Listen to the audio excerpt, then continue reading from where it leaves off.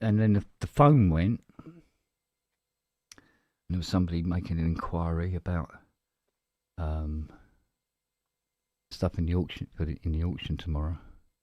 I Yorkshire said, pudding. yeah. I said, look, to keep it fair, wait until the auction tomorrow. Because he wanted to say, oh, is there anything I can have now? And I go, no, Yeah, wait. you're always going to get those chances. Yeah. He goes, no, wait until everybody else can have a go. Thank you. Yeah. Yeah, I'm supposed to be going to a pub, so fuck off. Essentially. Go sling your rook. Right, in other news, I bought Minim. Oh, yes. Good. Um, did you get it? Yes, I did. Okay, now, did you find that it loaded into contact cleanly? Yes. No problems No problem. at all. So you fired up contact, and there it was. Yeah. Well, Okay. you have to go and you have to go and load it in because it's Yeah. not a. Because it's not a contact library as such. Yeah, it's always find that weird that they go. So many companies do this where they do a library, and they go, it's for contacts 7 and higher, and you go, and in the instructions it says, download and fire up contact and off you go. No mention of like you've got to go and find the folder and point contact at it. That's because Native Instruments want more money if you want to feature with a proper tile in the library automatically. That's what that's all about.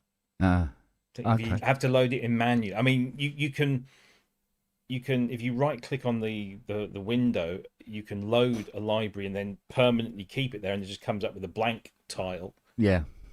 But it'll remember where that is. Well, you would have which thought, is an improvement. You would have thought, yeah, because at one time of day, if it couldn't find the library through its automated system, it was fucked basically.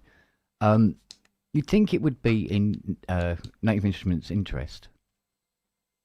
Well, Native Instruments as they were, it would have been in their interest to not make that cost more, because it makes their platform Look nice, more enjoyable to use. Yes. And more efficient. Maybe InMusic will go, That's what I'm hoping. I'm hoping that InMusic look at the things that make contact a bit of a pain in the arse. Yeah. And say, do you know what? Why are we doing this? Yeah, why they? Because it's some libraries to go, oh, we won't make it work in contact then. Yeah. Yep. Or they'll use their own players like Via Harmonic do with the Gorilla engine. Yeah. It's ridiculous. It is. It's always been a bugbear of mine that contact is locked down by Native Instruments, and people just seem to take it like past the KY. Yeah, it's the same thing when you vote, isn't it? Yeah, but I mean, I remember when Steve Howe started getting into making contact libraries. He said the amount of money they want, for a license fee to put it out in contact is one thing. The extra amount they want for you to allow it to work in contact player is another. Yeah. And then the fact that if you want it to appear in contact as a contact library in that, or what used to be that list on the left hand side, but is now this big tiled thing. Yeah. Again, you have to pay, because the only way you can get into that with a little picture tile is to allow Native Instruments to issue a serial number. Mm-hmm. So when you buy said product, they'll give you a serial number. You go and enter that into contact, and it will put it into its top tier library, and then it appears. Tile. Yeah.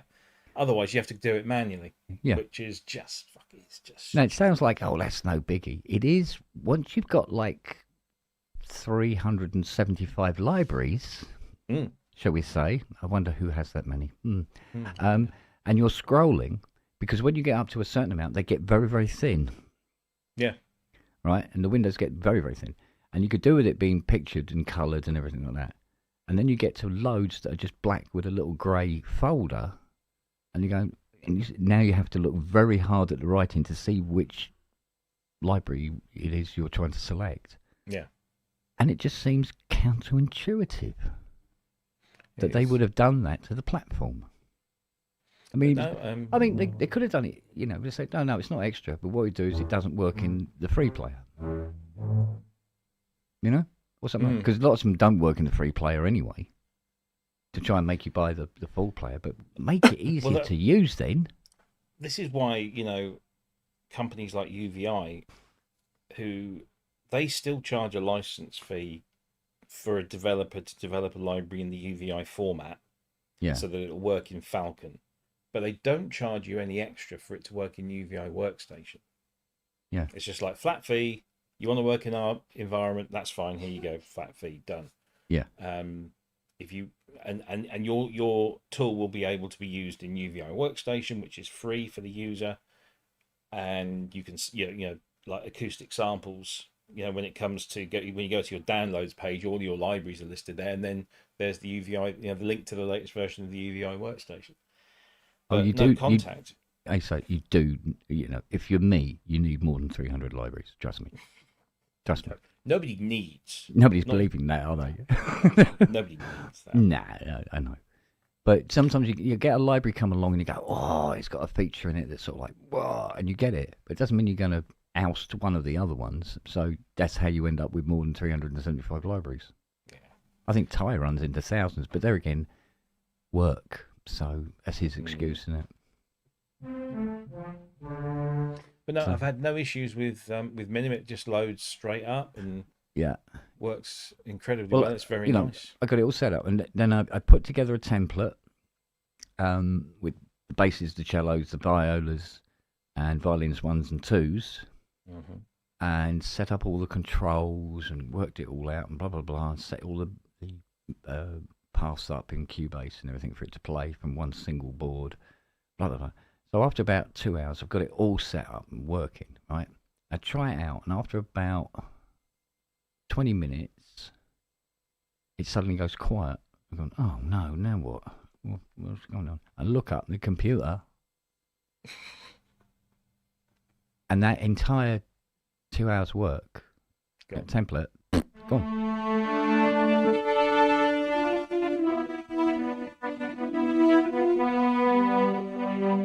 Very nice. I'd say echo cancellation was on. It is, sorry, yes. Yeah, because it's actually sounding like you're playing it in a biscuit tin. Yes. Do you find this library to be actually quite loud? If you've got the dynamics dialed up, that was at Mezza Forte. Yeah, but I mean, it can be really... It has some real power behind it when you push her.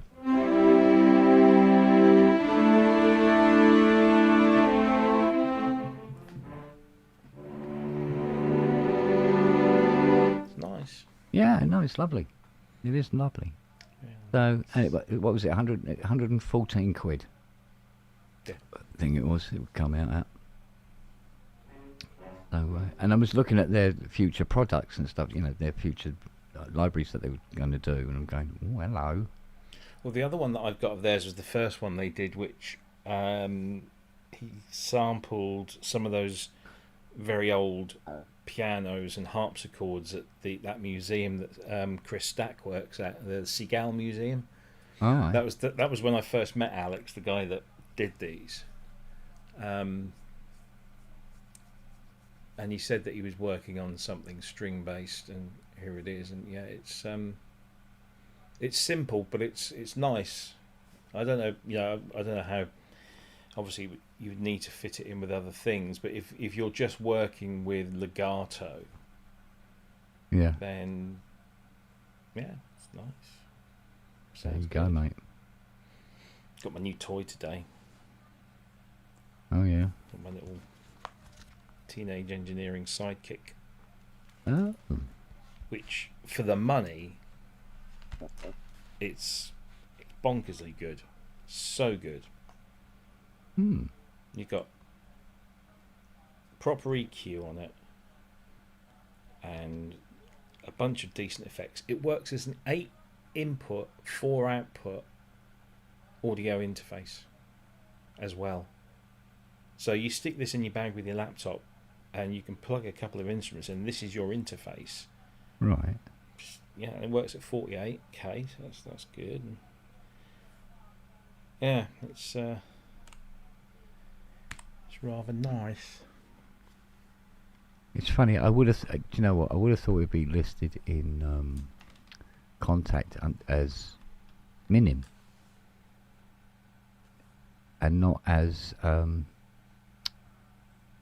what do we call it? What was it called? Tempest Audio. Tempest. Yeah. So it's listed as Tempest rather than Minim.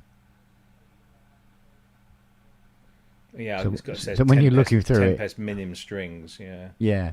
So when you, because they're promising a software update to the Minim bases. Yes, because it's before the end of June, because this is still beta. But I found it to be working quite fine. Thank you very much. I had no problem with it. Things, can you? Never tried. I don't think you can even add your own thumbnail. No, I've looked into that. Yeah. It doesn't seem to be a way to do it, which is incredibly annoying. Yeah. Yeah, man.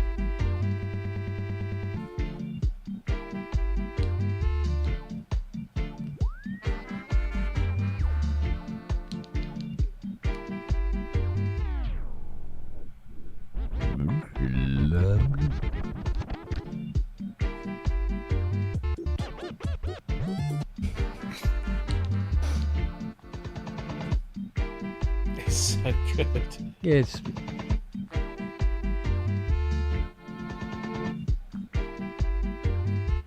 Because what it does, as soon as it's getting audio, it analyzes the audio for the BPM, and then it automatically syncs your effects with the BPM that it's detected from the audio. Right, okay. Which is very clever. And then it will, if you plug two instruments in, it will detect both the BPMs, and you can adjust to match, and it will do all of that in the box. Right.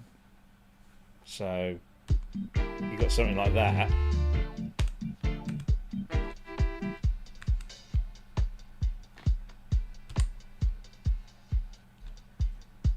So it's detected the. Yeah. It's all in time. Excellent. And when you trigger that, the button is like a soft rubber button, and it's also pressure sensitive. So if you just press it gently, just hear that little delay. Yeah. Harder you press it. Oh, that's good. I like that.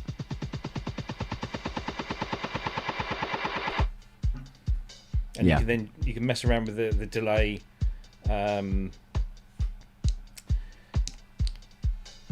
Settings, so you can have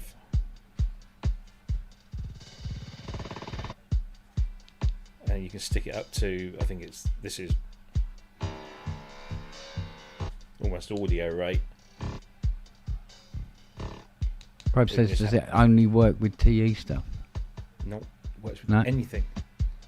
It's a completely standalone thing. The only thing that connects it with the other, the KOs and stuff, is that it's the same design stuff. But I plugged this in. Let me just do that. I'm going to take that from there, plug it into the Akai. You can plug anything you want in. Absolutely anything. It's just audio inputs, and it's a 2-channel, but both channels are stereo channels. Okay. So that's a nice little kind of. So it's already detected the.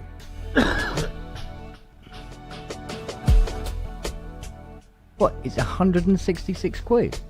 I paid 171. Fucking hell. It's got a filter on it.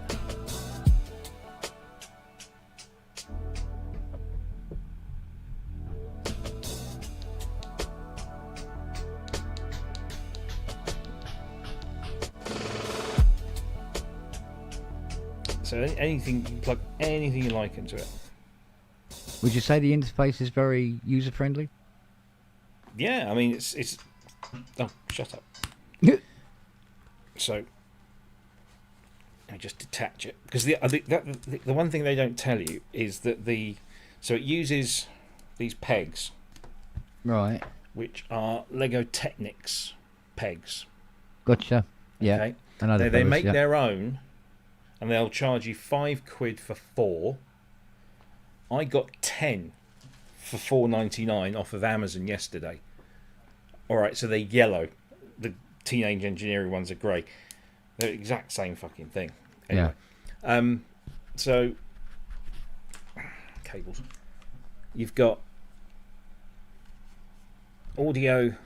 So you've got 2 channels of audio in, and then auxiliary as well. So you can shove anything else through. That just comes through as an aux. Right. Then you've got this is your audio output here, USB-C. Behind this, because it's currently being powered by batteries. Oh, right. 2 AAAs. There's a little settings button under there, so you can just mess around with the settings. You've got gain controls, which are clickable gain controls that you can then bring in the compressors just by clicking and then turning.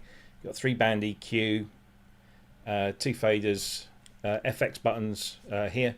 Yeah. To let you put the effects on. There's a phones control there, and there's a headphone socket just there. And then Q button, so you can queue up stuff.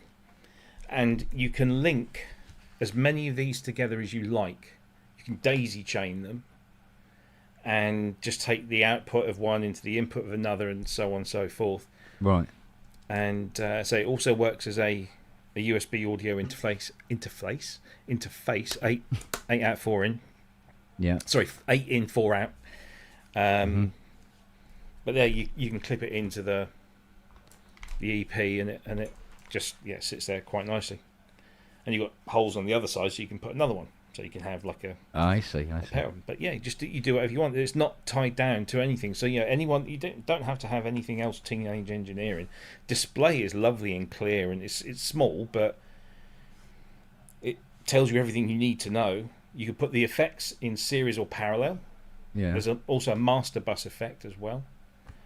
And yes, it does have a siren. Somebody did ask it if it had a siren, and you can just play it. Where are we?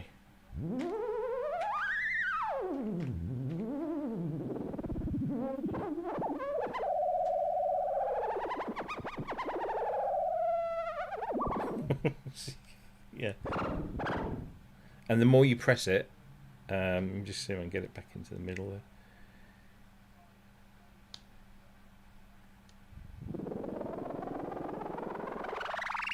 The more extreme it gets. I see. Yeah, so it's a lot of fun. Because the update they made to the Novation one, it's quite a significant update really. Because what they did was, like you could load your sound set in, and then you have your, I think it's 32 separate pads and stuff, right? And they brought in, they did this update where they brought in effects like stutter, filter, all this sort of thing. Yeah. That you could add and cut, just like you do on the Akai samplers, yeah?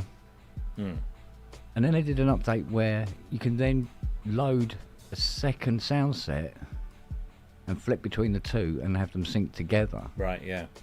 And then you could mix as many layers as you could handle, sort of thing. And it was getting quite big, and that's when it got to the point where I thought, you need a hardware controller for this now, because you're flipping about on the iPad so much, it really it does you ready.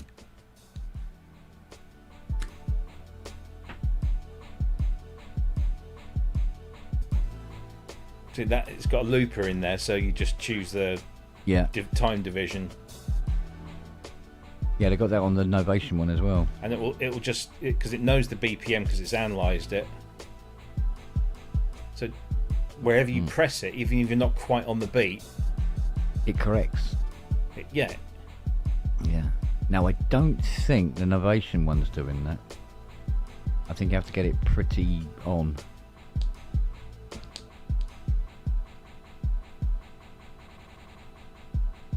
You can change between the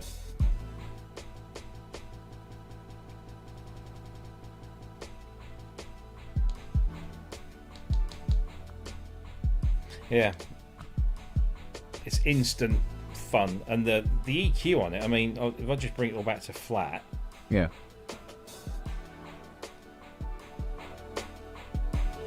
So that's flat, but I bring in the bass. Oh yeah.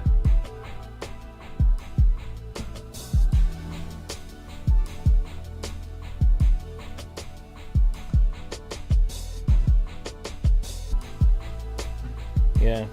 Yeah, like it. I like that a lot. And say it was 171 quid with free shipping from Juno. Comes in a nice little pressed paper box. Yeah. With just a mandatory little instruction card, but you have to buy the pegs yourself. It doesn't come with any cables. I thought that was a bit mean. It should come with at least one audio cable. Thankfully I've got a bunch of, because that's the other thing. The distance between the sockets is very small, so you need those 3.5mm cables with the very narrow barrels. Yeah. Oh, shut. So yeah, I ordered some off of Amazon. They were supposed to turn up today, and then about 4 o'clock, sorry, your shipment's been delayed. But luckily I've got a few lying around. Yeah, you can really get this thing kicking. Yeah, that's So what I'm going to try and do now is I'm going to try and put this template together that we've done once already. yeah. Without it crashing. Try and save the template before it goes. And because what I was going to do is when we talk about it on the show tomorrow, is give a short demonstration of what it's actually what it actually sounded like and how it, used in anger. And I was really getting somewhere just before the computer went and threw up all over itself. Fucking little bitch that it is. And it's nice to have some access to, although it's not the beer harmonic cellos. I still want to get them loaded.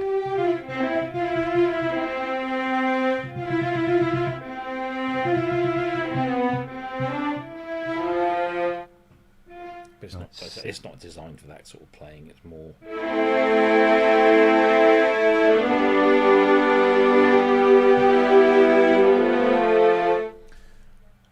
If we make them warm with Tordino, put them into a room, it's better. Right, so that's the cello setup. Now I've got to set up the violas. And this is just the string section. Never mind getting to the brass or anything else on it. Put that in there.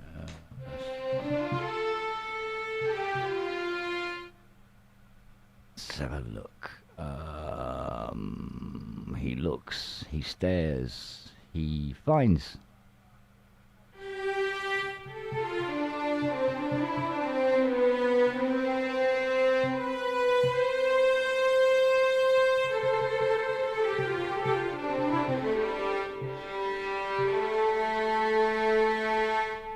The one thing I did find was that it didn't like the expression pedal very much. I haven't tried that. It seemed to cut in early.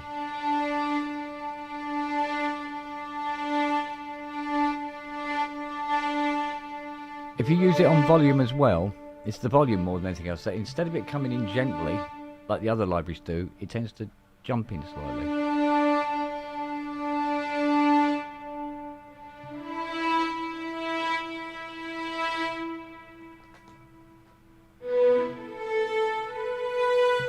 I think that's set up. Right, okay, next one. Right, now we're loading up Violins 1, wasn't it? Blah, blah, blah. Here we go. Violins 1. Put in a new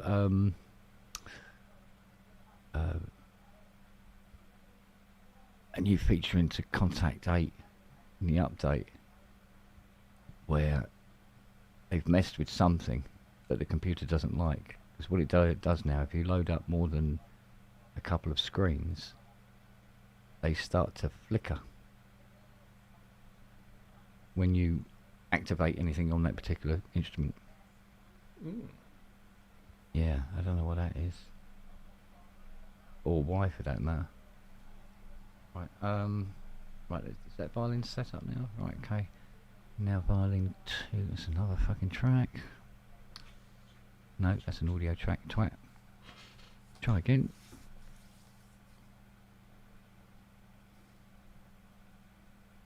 Right, I'll just bring it over here already.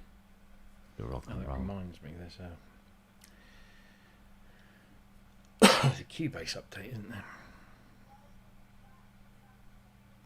Is there? What, to fix it or break it? Well, let's find out. Excuse moi. Right, violins 2. Whir clunk. Whir clunk. Whir clunk. Right, there we go. Right, that's all 28 gig in now. Right, so learn dynamics. Learn vibrato amount. Excelente. Cool. Make it warm with Cedino. Available. Yeah, cool. Oh, make it poly. The other one poly. Yep. That's poly. That's poly. That's poly. Cool. They're all poly. Save right. it. Yeah. Now let's save this template up. Oh, wait a minute. With all the tracks selected together. Here we go. So, file. Save as. Minim.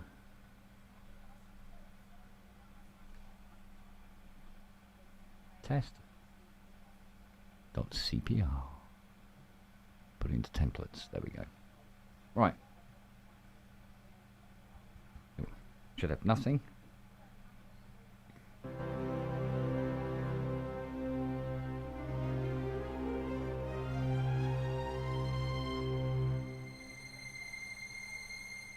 We could do the opening of Alien.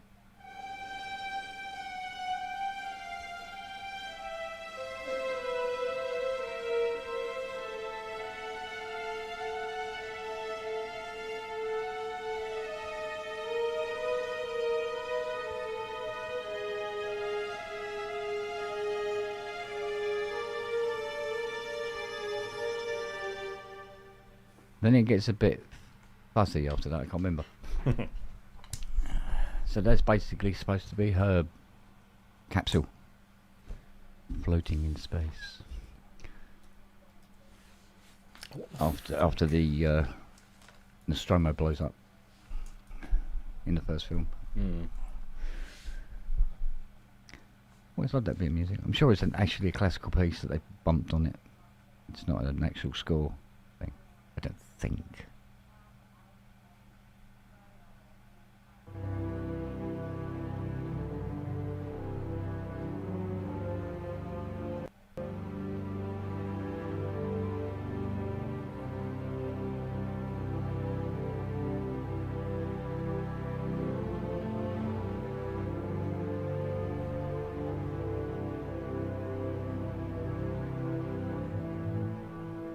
Okay, right.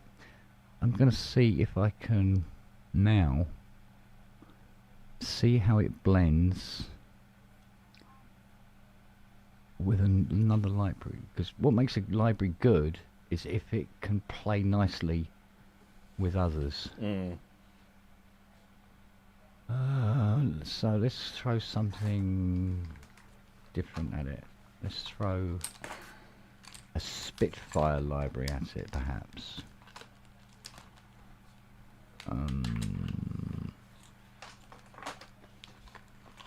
But not too big.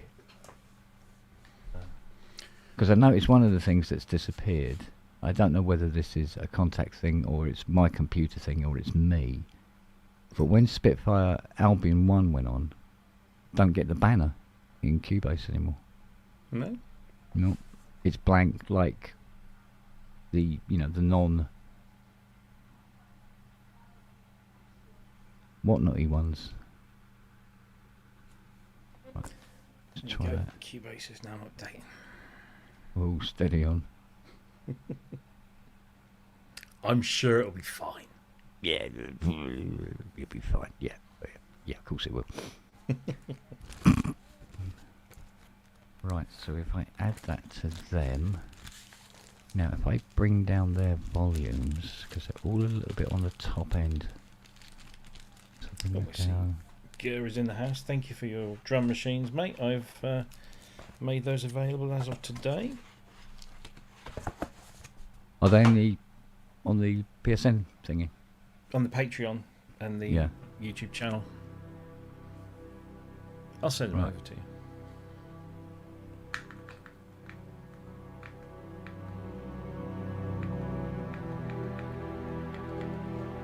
They play nice together. Yeah.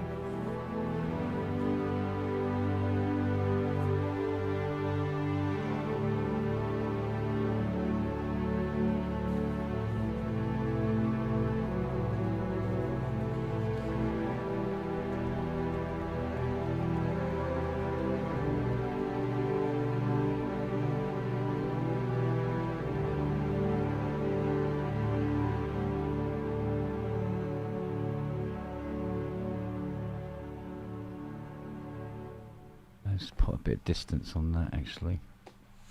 So it's a little bit more atmospheric there, sir. No. There you go, sir. Excellently. Maybe make it a bit more background. A bit more scorey.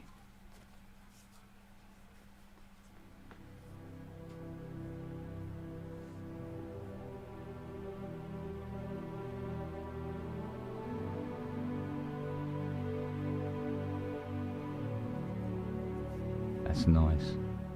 Right, I'm going to push the envelope a bit now. And give it a much, much bigger string library to play with as well at the same time.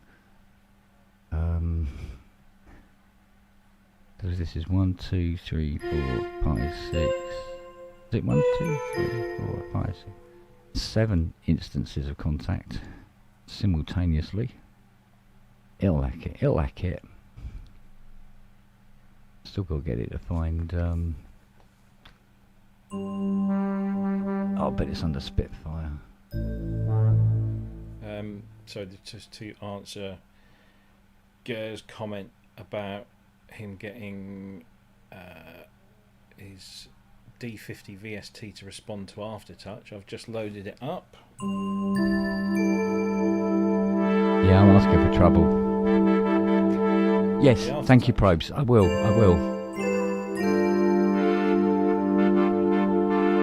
Thank you. I did forget that. Because I could have clicked on it and the whole thing go... So... It's working. I'll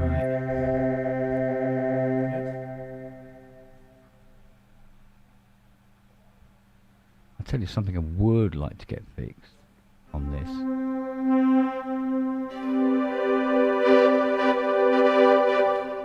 Yep. His Dominus doesn't work anymore. I think it says it can't find the file not found. I nearly got it listed. Make it a fucking mind stupid thing. I don't know.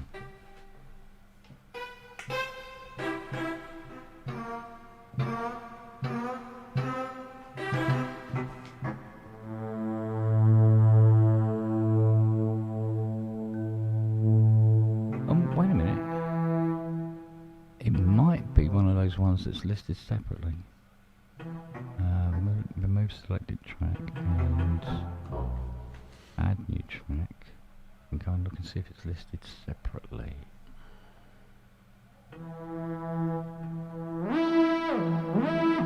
It is.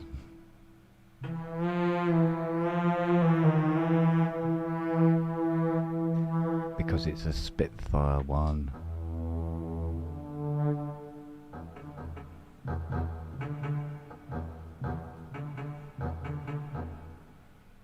do like the D50. That's another one I'd like to get in hardware. Yeah. Yeah. Right, see if I can add this as well.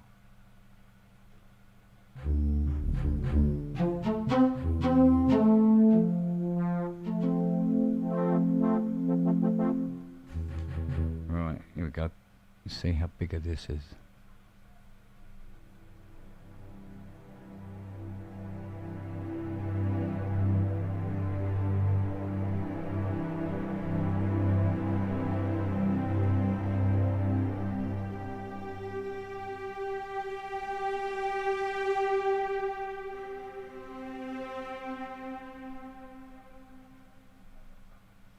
Trying to think of something that'll work with it like that.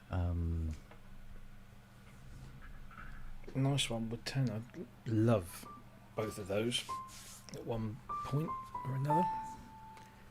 That's because you have to have all of them selected, you fucking idiot. You fucking idiot. Fucking idiot, I don't know. Did anything else get updated? Hang on, 7 content. Trivoc, FM Lab.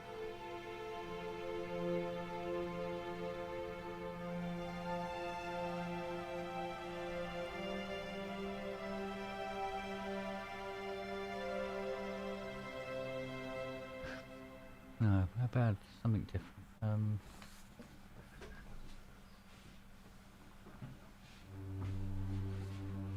Yeah, down there. That's it, I think.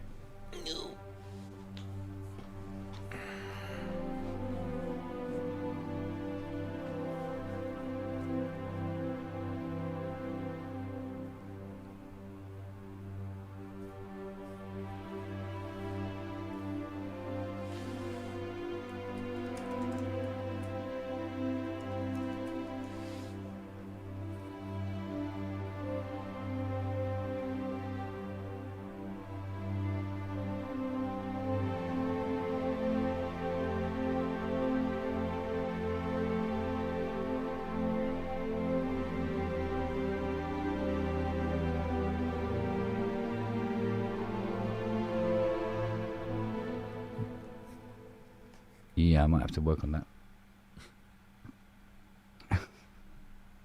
There's a few D50s on eBay. There always is. Some guy called Paul Humphreys is selling one. I wonder if it's the Paul Humphreys. Judging by the tablecloth it's sitting on, it probably isn't. Yeah, you got £516 for it.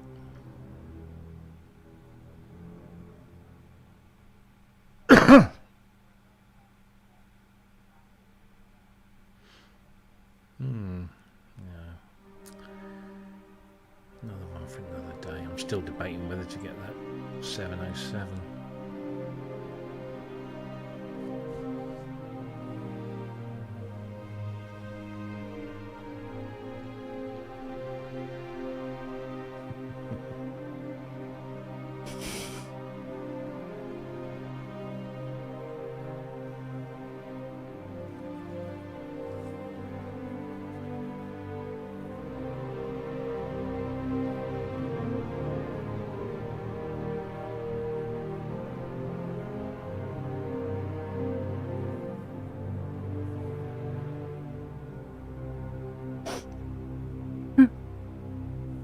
Poor old Simba.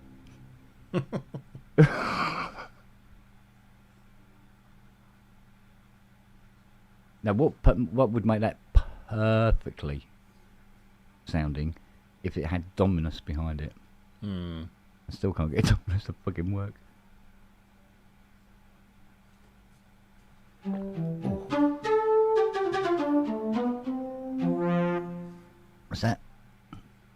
That's the D50. That sounds like a bit from the War of the Worlds. Oh, Does fuck it? knows. Oh, your bit. I don't mind.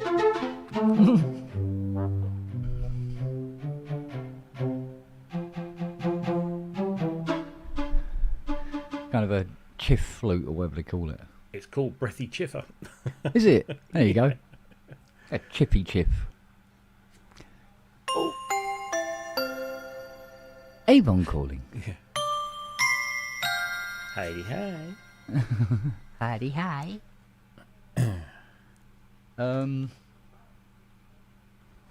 Yes, I've heard those blue LED D50s are a bit shite. Fire hazard, I heard. Yeah. Poor old Matt. It's going to follow him around, that is. In fairness, though, who would have thought that blue LEDs could destroy data outputs on a CPU? I mean, really, come on. Well, I'll tell you who didn't. Matt. I wouldn't have thought of it, I must admit, if I'd done it. I think it could have caught me out. You would have thought the CPU had enough robust nature to it to be able to cope with that, but no. Oh, pardon me. Oh, pardon me again. I have a very comatose Siri down here. She was doing her pieces most of the day because I was finishing off around the garage. Oh, yeah. I used to do that when I was a lad, to finish off around the garage. Sorry. Anyway, I couldn't bring myself to throw out the organ that I spent nearly a year saving up for when I was 13. And I said, but it had to go. We had nowhere to put it. And Fiona says, "Oh," she goes, "it'll have to go on the skip." I said, "It's not going to fit on the skip in one piece. It'll have to be broken up." I said, "But I can't bring myself to break it up." So she goes, "No problem." £14 sledgehammer. And I went, "I can't watch you do this. I'm going back into the garden for a bit." So I'm going around. So go around to the garden here where he was, bang, bang, clash, bang, things, bang, crash, boom, bang, bang. And when I come back, she has wrecked this thing into, bite-sized pieces. Jeez. I was like, I'm glad I didn't see that. Although I'm looking at all the bits on the on the pavement, going, oh, fuck. But it really did, because what happened is where it's been sitting, it's right where that leak had sprung in the garage. Oh, so it's fucked up. So all the bottom side of the organ's end cheek had basically rotted.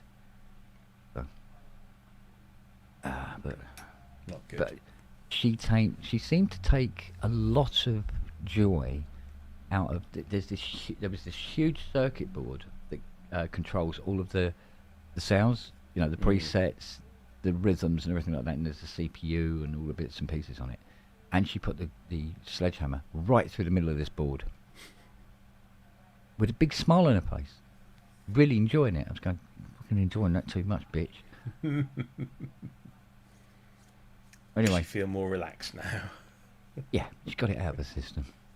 But then I had to close the garage door for the very last time after 57 years. Oh, that's their problem now, isn't it? Well, yeah. But like I said, I couldn't believe 2 hours, I put all that stuff in there, and then after 2 hours come back round, and it's all gone. All gone. Yeah. Which was great, means we were able to get the rest of the stuff in there.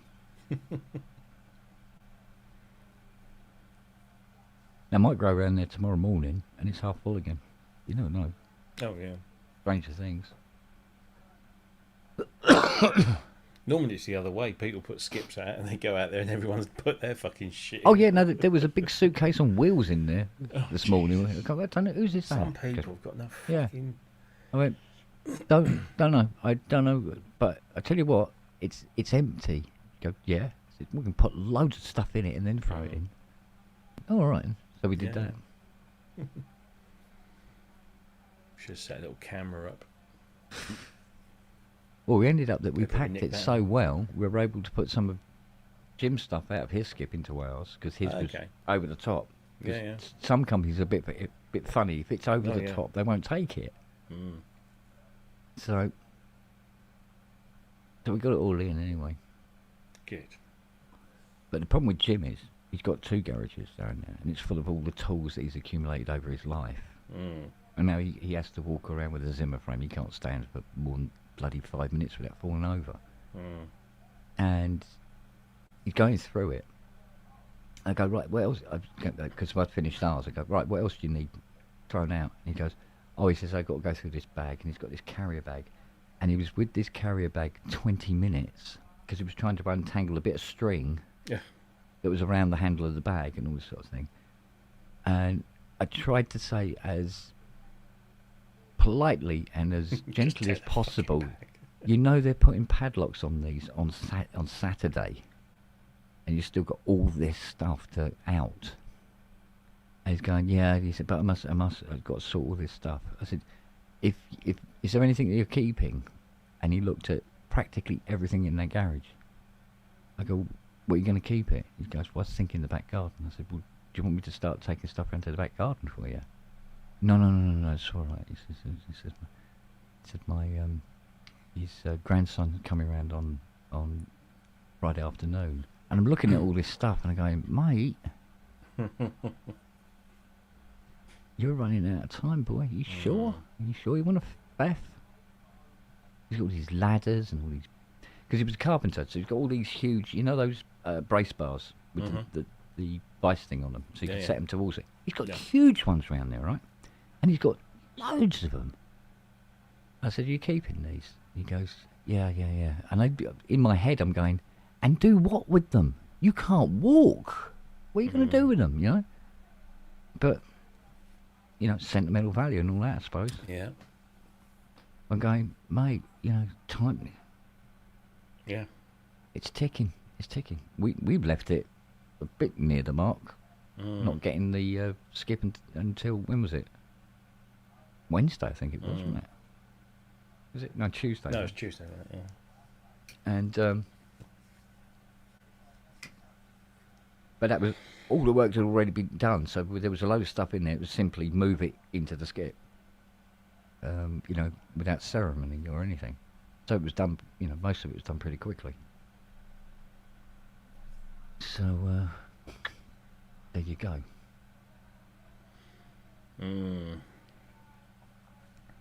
I'm sure I've made an error somewhere.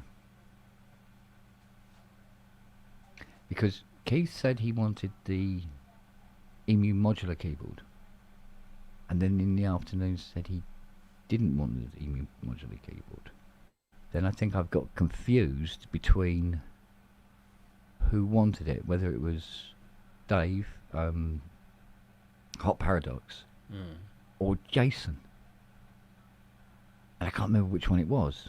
Because when I opened the garage today, I went, oh, that keyboard's still there. Was it Jason said he wanted it then? Wait a minute, I thought it was Dave wanted it.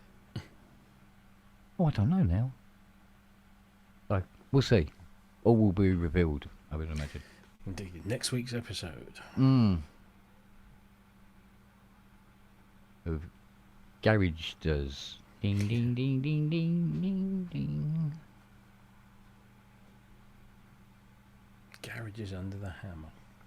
And of course, Matey Boy has parked his Merc, which is number 8, right at the end, right? So he's parked his Merc, which meant that every time I had to come round to the garages, I had to also go round the length of his fucking car as well. It was quite surprising how exhausting and how much longer the trip was because of it. Yeah. You know, when you're wheeling a trolley that's weighing like 9,500 tons, you go, right, got, you know, these extra feet, they're taking it out of me.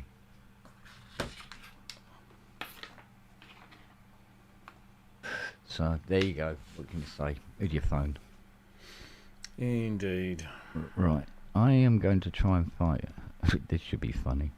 I'm going to try and fire up Native Access. And... Native Access is an app downloaded from the internet. Are you sure you want to open it? How about do not ask me that again? Again. Don't know how many times I've had to click that box. Now, I've installed the update, which is what, 3.24.0 or something like that. And I got it from the website, opened it, downloaded it, and installed it, right? But every time I open this up, it still says version 3.24.0 of Native Instruments will be installed when exiting the application. Restart and install now. Well, this is the 4th or 5th time I've done this, and it still says it. Pain in the ass. Right, where's the... oh, it's not in this one, is it? Jesus Christ, you prat. I'll get it right in a minute. I've got to add it via the other one. So I think it's under other. Is Matty coming in tonight, do you know? He was in the chat. Yeah?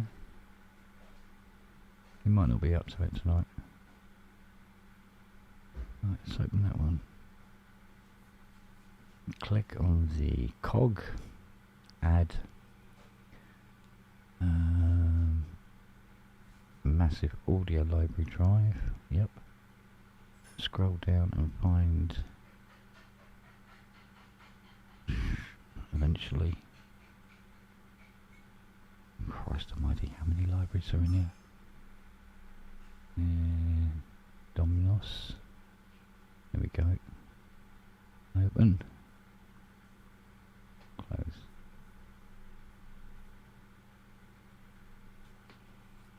Okay, why isn't it turned up? Or has it? Hang on. Dominus.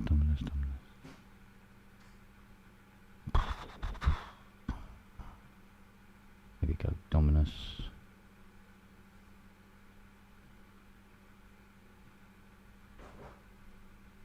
Dominus Virtuoso. There you go. File not found. I just pointed it out the folder.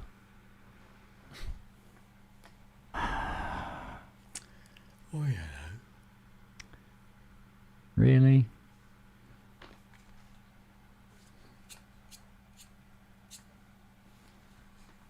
Alright, import everything then. Import the whole fucking thing. Because I think it's what, 53 gig, I think. For one patch. It's a little overbearing.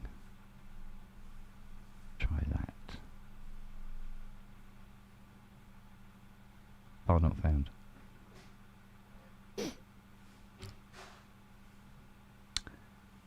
Are you fucking kidding me? Alright, let's try the other Dominus library, which I think is on the Mac drive, because it won't let me put it anywhere else.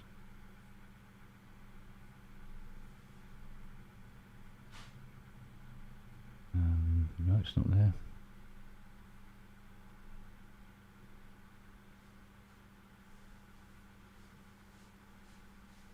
Kirk Hunter Studios is on here though.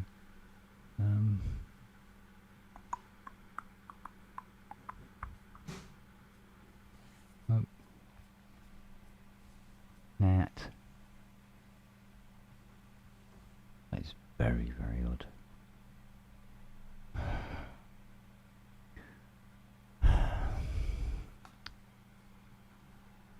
Okay.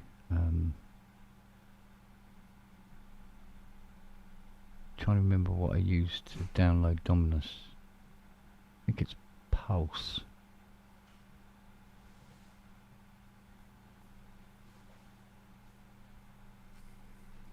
I think it's Pulse.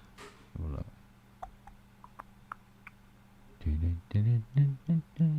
We'll fire up Pulse and see if it's listed. If I could find Pulse.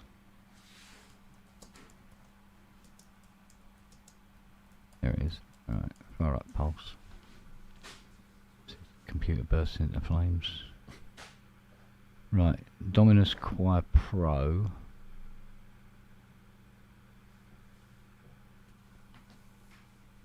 Install. I want to put it into audio library.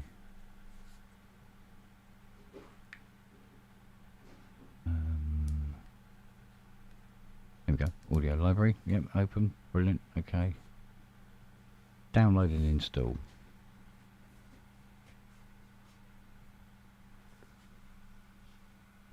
Oh, this will take a little while.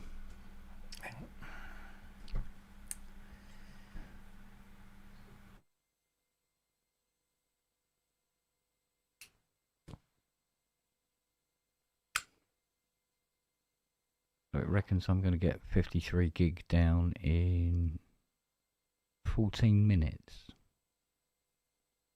We'll see.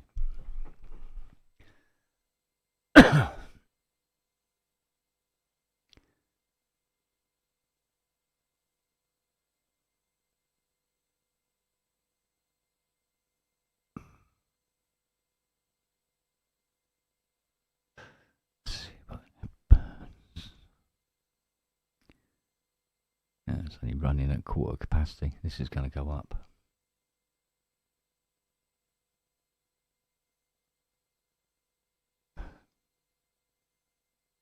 Hang on, this one, hang on.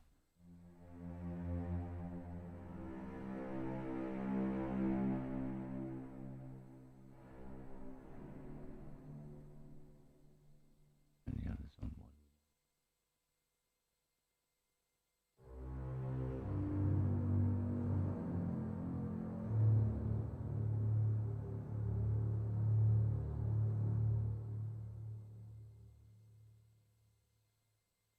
Oh.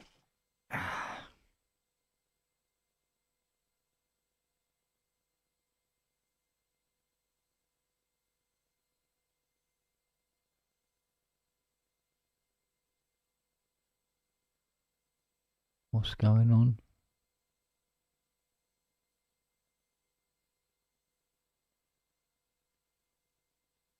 Oh, the garages, yeah, because the council sold the land, or sold the garages, to a company called Peabody's, who are putting it up for your auction on the 16th of June.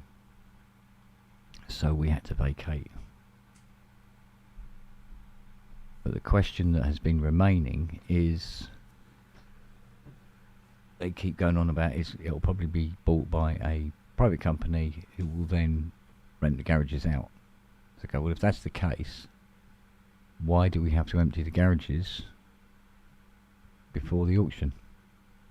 Could wait until after the auction and then rent them from the new company, unless they're too expensive. Then vacate. I would demand that they fix them first. I'd be more I surprised. wouldn't rent those out now. I'd be very surprised if they did. I think Well, what they're yeah. more likely to do is knock them down and then try and build a detached house on it. Yeah. Yeah, for 750,000.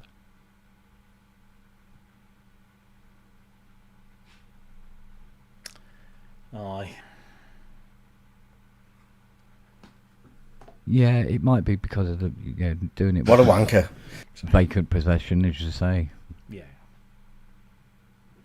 But it's fucked up a lot of people's lives. Big time.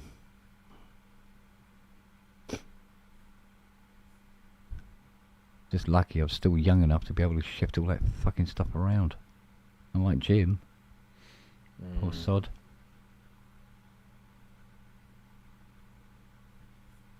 I mean, I've helped him fill up at least one skip, but he just doesn't want to get rid of anything. I can understand that, I'll be honest.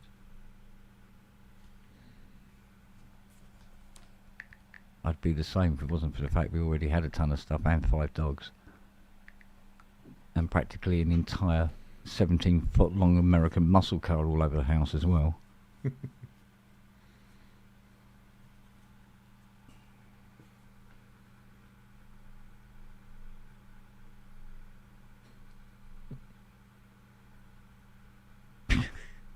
Yeah, trouble is just those big aluminium ones, you know, that open out. I put not a step ladder. You're not my real ladder. I've done that joke already, haven't I? Let's see how Dominus is doing. Probably poorly. Yeah, it says it'll take 23 minutes now. Oh, make up your fucking mind. Oh, 37 minutes. That's basically all over the shop.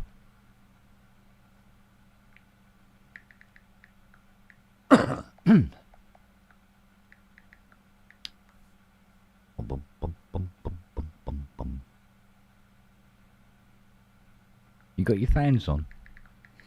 I've got a fan on, yes. What, was it warm there? Yeah, it's not cold. It's not exactly fucking warm 15 here, I degrees, can tell you. 15 here at the moment. Yeah, there's a bit of a chill here. I need a CS80 in here.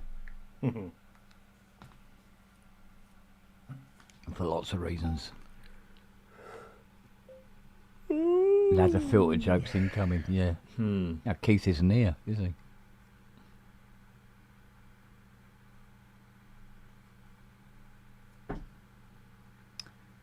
Right, I feel a chocolate bar coming in. I have an arrow.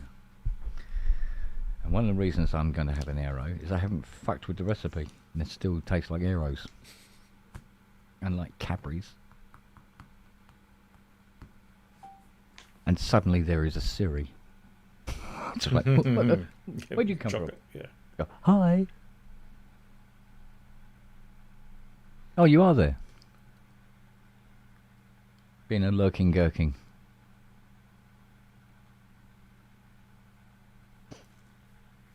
A bit slow with the ladder jokes then.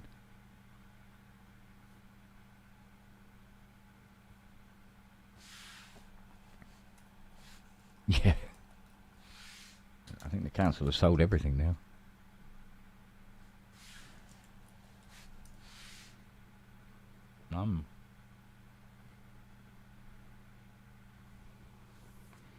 Come here and give you a piece. Fake dog. What is it, Aero Mint? Yeah. Come here. There you go. Oh. Sorry. I hate chocolate mint. Oh yeah? Unless it's an after 8, which is weird. But like, you give me an Aero Mint, nah, fuck off. Oh, weird. After 8, I'll have one. All I day think, long, yeah? I think it's dark chocolate. Right. Like, my mum has Bendix bitter mints. But, you know the little, like, Elizabeth Shaw mints that you get with dark, really dark chocolate with the crunchy kind of mint bit? I have those. Those I don't mind. But I think milk chocolate and mint, for me, just, like, if you give me a mint choc ice, that's ice cream, chocolate, all day, every day. Mint, fuck off. Wow. Yeah, not my thing. I remember we'd gone to see some relatives in Varese,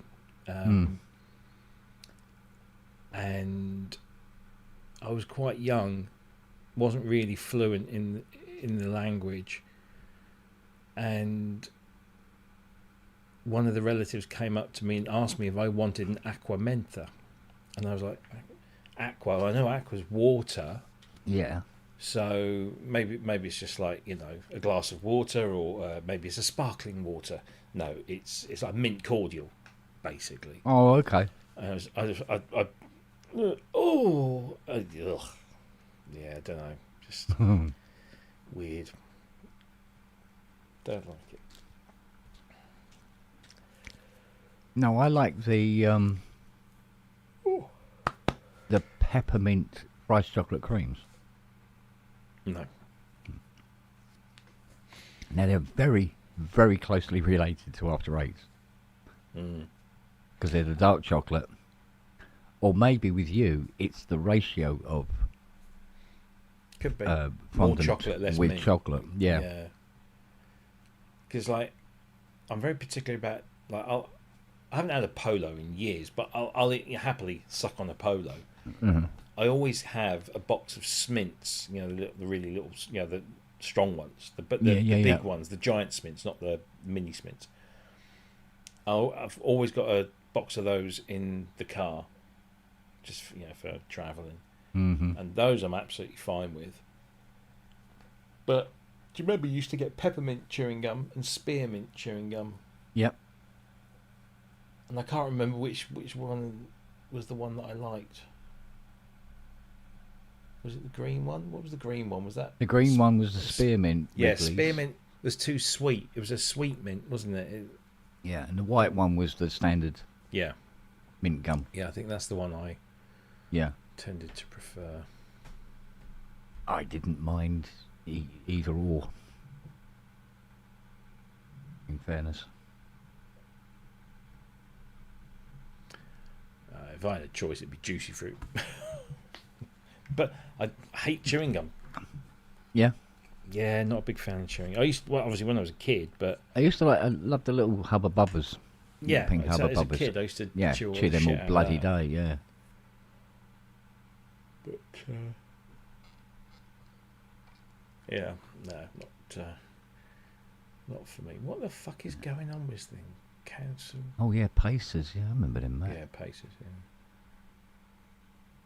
I remember a girl coming to work once some years ago, and she was wearing one of these kind of knitted dresses. It was just like a very long jumper kind of thing, but it was green and white stripes, and the colour of the green was the same as Pacers, and she just got called Pacer, forevermore after that. Bless her. What's this? What about marzipan? Oh, that can fucking die. Oh no, marzipan's nice. No, it's fucking horrible. Yeah. Ugh, no. And I tell you what, the person who came up with the idea of mixing chocolate with nuts needs to die. Oh no, I like a bit of fruit and nut. I like fruit nut, but so did the dogs, because what it was is you get a piece of fruit nut, you put it in your mouth and go, chocolate, raisin, num. Oh, hazelnuts left. And the dog goes, thank you. And have the hazelnuts. Max loved the hazelnuts. And yet, mental as it is, we'll have a walnut whip all day long. Oh no, I don't. No, I take the walnut off and throw it to Max, or Siri in this case, and she goes, "Thank you," and I have the walnut whip. Do they still make walnut whips? Because I do not know. I think you could probably get them on Amazon.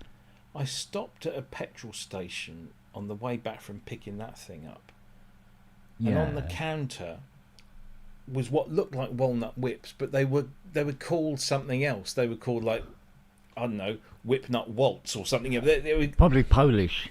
It was like a knockoff walnut whip. Yeah, there's loads of those sort of chocolates now in the supermarkets. Yeah. There's there was a chocolate called it was a pack of 5 of them, and it was called I'll remember in a minute. Something like Triband or something like that. And you open them up, and they were Mars bars. Okay. But they didn't quite taste like Mars bars. But they were clearly based on Mars bars. That kind of thing. There's loads of that now in supermarkets. Well, you go to Lidl's, like Jackie sometimes. Well, she doesn't anymore because we've been trying to be good. But yeah, you can buy a pack of mini chocolate bars, little snack chocolate bars. Yeah. And there was one that is exactly like it's like a miniature Mars bar. And it tastes like a Mars bar. It looks like a Mars bar, except the wrapper is, strangely, it's green. Which, when I saw it in the cupboard, I thought, oh, what the fuck's you doing buying chocolate mint stuff? But it's not. It was, obviously, it's just, they can't do black and red like a Mars bar, so they have to do another one. But it's exactly the same. Tastes the same, looks the same texture, everything. Okay, so we got here, walnut whips, a box of 6 for £4. That's not bad. Or if you're a bit more adventurous, you can have the walnut whip chocolate multi-pack, which is 60 walnut whips for £33. Jesus. The ones they don't do are the coffee ones. Oh yeah, I remember them. They don't seem. But they were quite a recent. Well, I said they were a later addition in the range, weren't yeah. But it appears the walnut whips still exist as a. Who used to make them? Oh, now you're asking. Nestle. It? Well, it's Nestle now. Yeah, so it's probably Rantry Macintosh or something. Probably Rowntree's, yes, as you say. So walnut whips. Yeah, but the ones they had on the counter of this petrol station were just, they were like fake walnut whips. Yeah, there's loads of them. Yeah, there's loads of it. Yeah, launched in 1910 by Duncan's of Edinburgh. Walnut Whip is Rantry's oldest brand. Yeah. Cool. Because Rantry's bought up Duncan's of Edinburgh, and then it was Rantry's one. Well, the one thing that Terry's bought out, I think, they're on sale here as well, which is Cherry's mint chocolate orange egg. Orange. So it's orange mint flavour. And it's like, how does that work? Because if you want mint, yeah. If you want orange, yeah. But orange and mint at the same time, it'd be like the Battle of Hastings in your mouth, wouldn't it? Not pleasant. I don't know if that would work. Right. Giant Toblerone. Oh, without having to go to the airport. How brilliant. Right, a giant Toblerone, 100 gram. That's not big, is it? I don't think so. No, 100 gram isn't big. And that's fucking £9. £9? £9 for a bleeding Toblerone?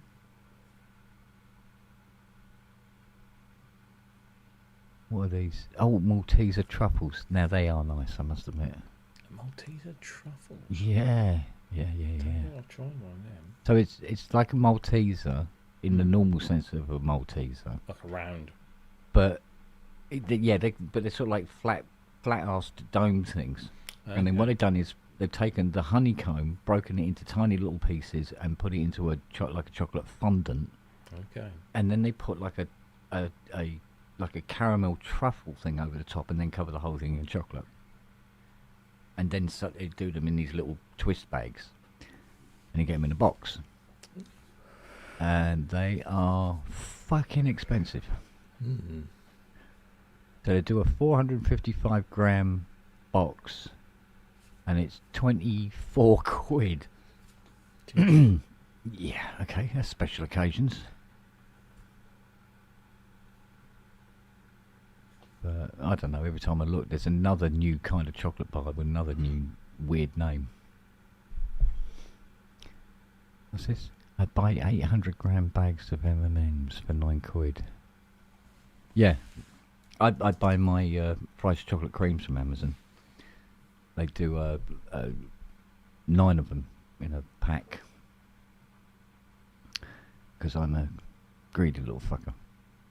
No, I spaced that like over a month and a half, 2 months. Somebody's selling a Texan. Do you remember the Texan bar? Yes. They're selling it selling one on eBay. And I don't know. It's not an original one. It was like a remake that they did in the early noughties. Yeah. How much do you think they want for it? So this has been sold as a vintage chocolate bar. Well, it says Texan chocolate chew bar, Rantry Macintosh, unopened, retro, ultra rare collector. Yeah. How much do you reckon? Went out of date in 2006. Yeah. 100 quid. 100 quid? 99.99 to be fair. Jesus Christ on a bicycle. Who would have thought saving chocolates and sweets would do it? Christ. Oh, get this one. Oh, this is fucking. You have got to be joking. Right. This will. Never underestimate the power of greed. Or the stupidity of people on eBay. Right. That's true. Scampy. Empty packet. An empty packet. With other empty packets inside. One owner, very good. No. They're having that's got to be a joke. It's got to be a joke. I don't think it is. I mean, they went out of date last year, so it's not like a vintage pack of Scampi fries, which I used to absolutely fucking love. Yes, they were nice, weren't they? Yeah. What was it only last year? Yeah, no, fries. that's got to be mental. Yeah, because you can buy 24 bags of Scampi fries and bacon fries for less than 20 quid. Mind you, never underestimate the power of stupidity. The product is an empty packet of Scampi fries with other packets inside. The owner has described it as very good. It is branded confectionery item that is original and specifically targets food advertising. This unique product is sure to intrigue customers and make for an interesting conversation piece. That's insane. Spongles flavour. Yeah, it tastes like depression and failure. That's brilliant. That is funny. Well, the you know, because there was this video where a woman was talking about she was a teacher and said to the class about something. She goes, what was it you did at the beginning of the year? And this 15-year-old boy was asking, when was the beginning of the year? She goes, well, you know what month starts the year? He went, no. There was another one where they said, you know, draw the picture of a clock saying, what was it, 10 past 11. And this kid, in his teens at least, drew a picture of a digital clock saying 10 minutes past 11. To be fair. Yeah. He did what the question asked for, but yeah. But it clearly wasn't what he was being tested for, obviously. No.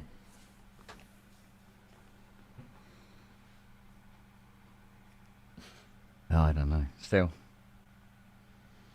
No, it's queer as folk. Alright, that's true.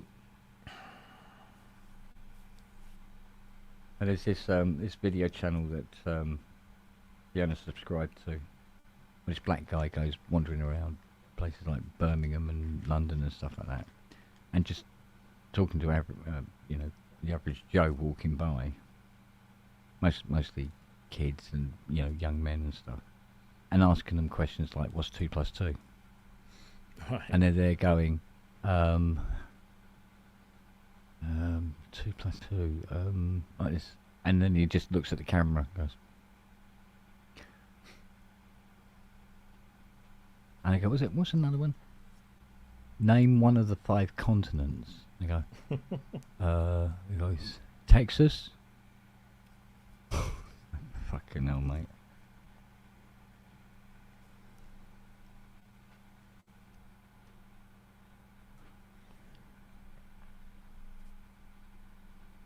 And I go, what exactly are they teaching kids in school?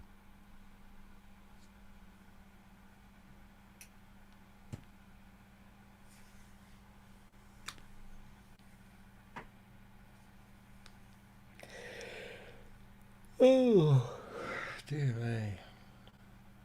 I'm going to go and get myself. That's a good move. Mm-hmm. Right. Film theme number 2.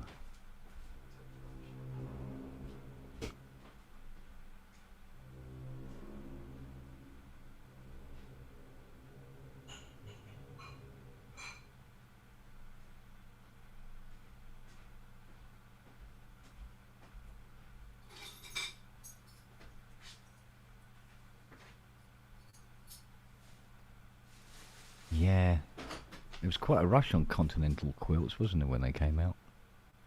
They were the thing to have. If you wanted to be somebody, you had to have a continental quilt.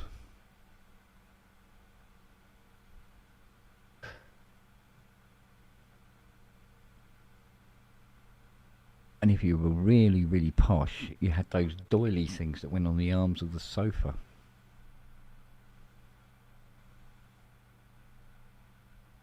To keep the sofa arms clean.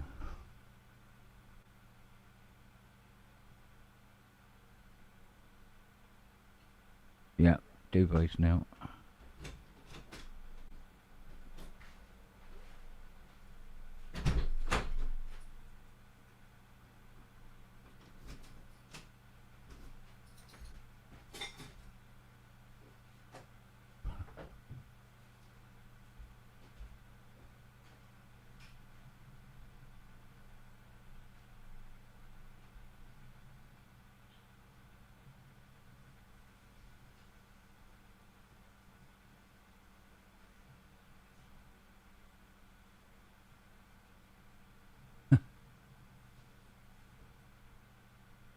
Bonsoir.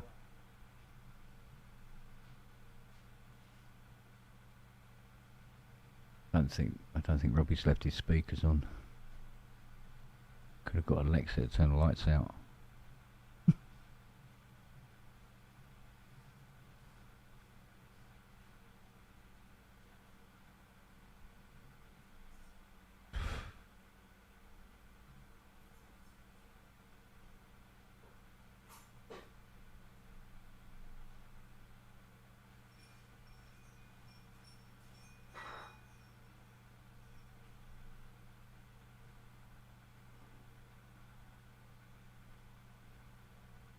Should be able to put this up on stage because only there's two of us in here at the moment, so there's room. Yeah, look at that. Cool.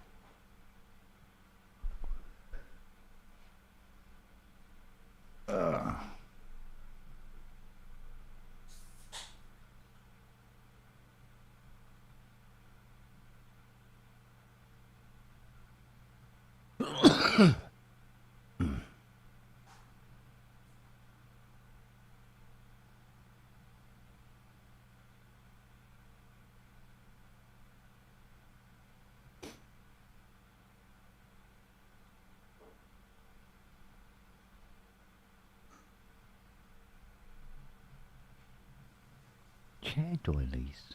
Yeah, that makes sense. They did look like bloody doilies, didn't they? My mum had these little white, like neck curtain ones.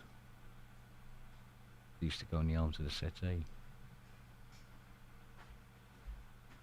Except it was a leather settee and they kept falling off. Oh. And he's back. Yeah.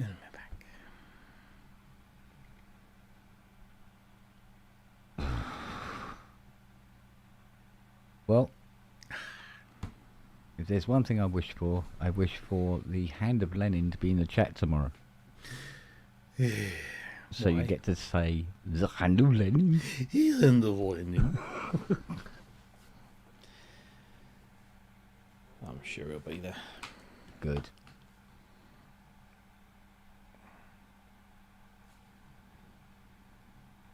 Yeah, I had a look at that, was it iMovie, is it? Oh, yeah. Yeah, I think with a bit of manipulation and pissing about, yeah, I can use that. It's pretty simple and straightforward. I mean, it can do some cool things. Yeah. And if all you're after is just something that's simple, linear editor and Yeah. drag and drop things on top of things to make them do cool things. Well, I used to have this real pro type one on the PC. It cost an arm and a leg, but I think it was PC only. So making a jump meant I couldn't bring that with me, and I knew it inside out. I had all the muscle memory for it as well. DaVinci Resolve is better. Yeah, DaVinci Resolve has a very steep learning curve. Oh, does it? Yeah. Yeah, that's something that doesn't bode well with me these days. Hence is why I didn't suggest it. Yeah. I mean, you'd be better off using something like TechSmith Camtasia. But as I said, I mean, you used to be able to buy that with a perpetual license for about 180 quid. Yeah. but now it's all subscription only. But it's got a for what we use it for. It's rapid. Yeah. And it's because I've been using it for years. I just I can throw something together very quickly in that and get it to do the stuff. Yeah, and Resolve is good, but if you're not already in the world of video editors, it's a very steep learning curve. You'd be better off with Adobe Premiere Pro or Final Cut Pro because it's an easier sort of entry in. Ooh, no right click. Well, I'll start with these the free one and if you're just thinking about putting a few sort of images together, some clips together really, and then put your music, then iMovie's fine. Plus, I want to do something where I can do edit and frame cuts of a video, like if I do if I can get that to work, I can do as inspirations, for instance, and do the cuts so everything falls on the beat, as it were, So I'll start with something simple. Indeed. Yes, absolutely.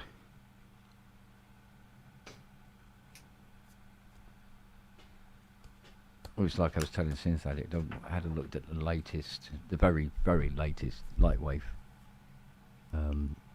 version, and my God, it's changed so much since Lightwave 10, was it? I think it was the last one I was using. I think we're on Lightwave 16 or 17 now, and it's a whole new thing. I've added different engines, and it's a whole new ball game. So I looked at the promos for it and was going, huh? Everything's in different places now. It's like and a whole plethora of new names to learn. I thought, yeah, okay, yeah. I don't think I've got that many days in front of me to be able to learn all that again. Seriously, it was well complicated.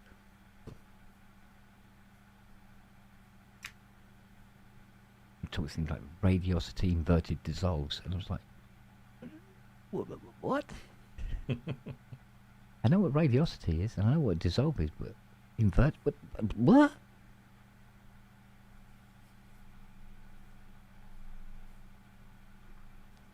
And they had this little plug-in thing for it where you can make a model, make it invisible to camera, but it would bend any light background source if you passed it in front to give the impression of invisibility. Like space distortion around a Klingon bird of prey. We get that. They look for the shimmer of the stars in the distance, sort of thing, and it's able to do that sort of thing. You have it to set it up to various degrees. So, but it showing the process of the way the plugin worked, and it was like, oh God, the amount of parameters this fucker has. Because they've adopted the Unreal Engine into Lightwave. Which is what they, the Unreal Engine, they use that now for, what do they use Unreal Engine on? Alita, Battle Angel, Blade Runner 2049, Lord of the Rings, you name it, right? It's the cutting edge rendering engine. Right. And the tools that sit on that have just, because it's such a complex engine, the tools that sit on it are immensely more complicated than they used to be. And I've been out of the loop too long.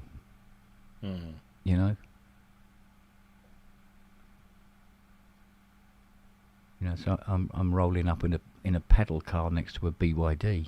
It's like, freaking hell.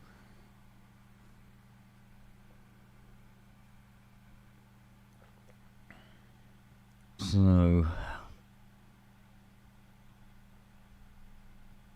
speaking of which, I saw a video about what was inside the BYD factory. Holy mother of God. Slaves? I suppose if you can call robots slaves. Yeah. So much of the cars were being built by machines themselves. It was ridiculous. But the quality control end was magnificent. It really was. Only they didn't do so well with the first runoffs. And there was reports of people complaining about gaps in panels, bad assembly. But it turned out there was something to do with they had to build so many cars by a certain date, and they really, really had to rush them. Right. And so the general build quality was a little bit on the dodgy side because the machines, all the robotic stuff, was not fully functionally in place by that time.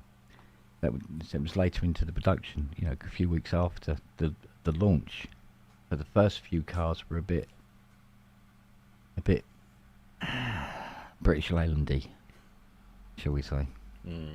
But after that, fucking spot on. But of course, this little, BYD cars are rubbish lingered a lot longer than the problem did. Yeah. And plus they suffer from the typical, it's Chinese, it must be crap. Yeah, well, I mean, places like, Temu and that don't fucking help, do they? Well, no, but, the thing is with Chinese manufactured products, it's like products manufactured in any country, whether it's UK, USA, Germany. There are crap German things out there. Yeah. Just as there are crap Chinese things, there are also incredibly good Chinese things. Yeah. So it is a bit of a fallacy that whole if it's Chinese it must be cheap crap. It's not. Yeah.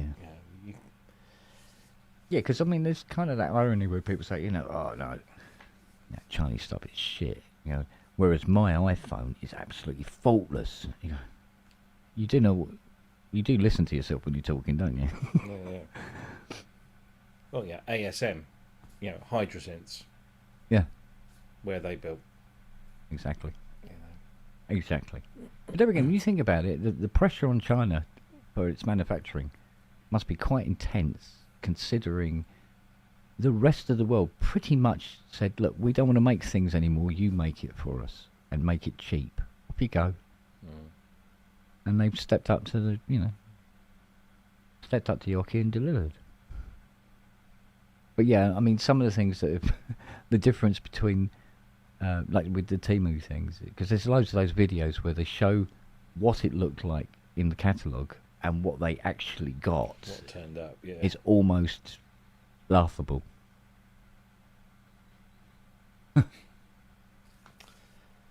Yes. Especially with clothes. Clothes seems to be one of the big ones. You get these quite exotic but very, very beautiful dresses, and then the person's wearing it and it looks like a bin bag with a hole in it, sort of thing. It's like, yeah, okay, well, tend to get what you pay for, to be honest. Yeah. If you're buying a wedding dress that costs $2.99, good luck. Exactly. You get what you pay for. Oh yeah. They have UK warehouses now. Oh, so you can get the shit even quicker. I tell you what, I wish companies like CJ Pony and stuff like that had fucking UK warehouses. Well, that guitar manufacturer that I'm waiting for them to finally get that guitar I want in.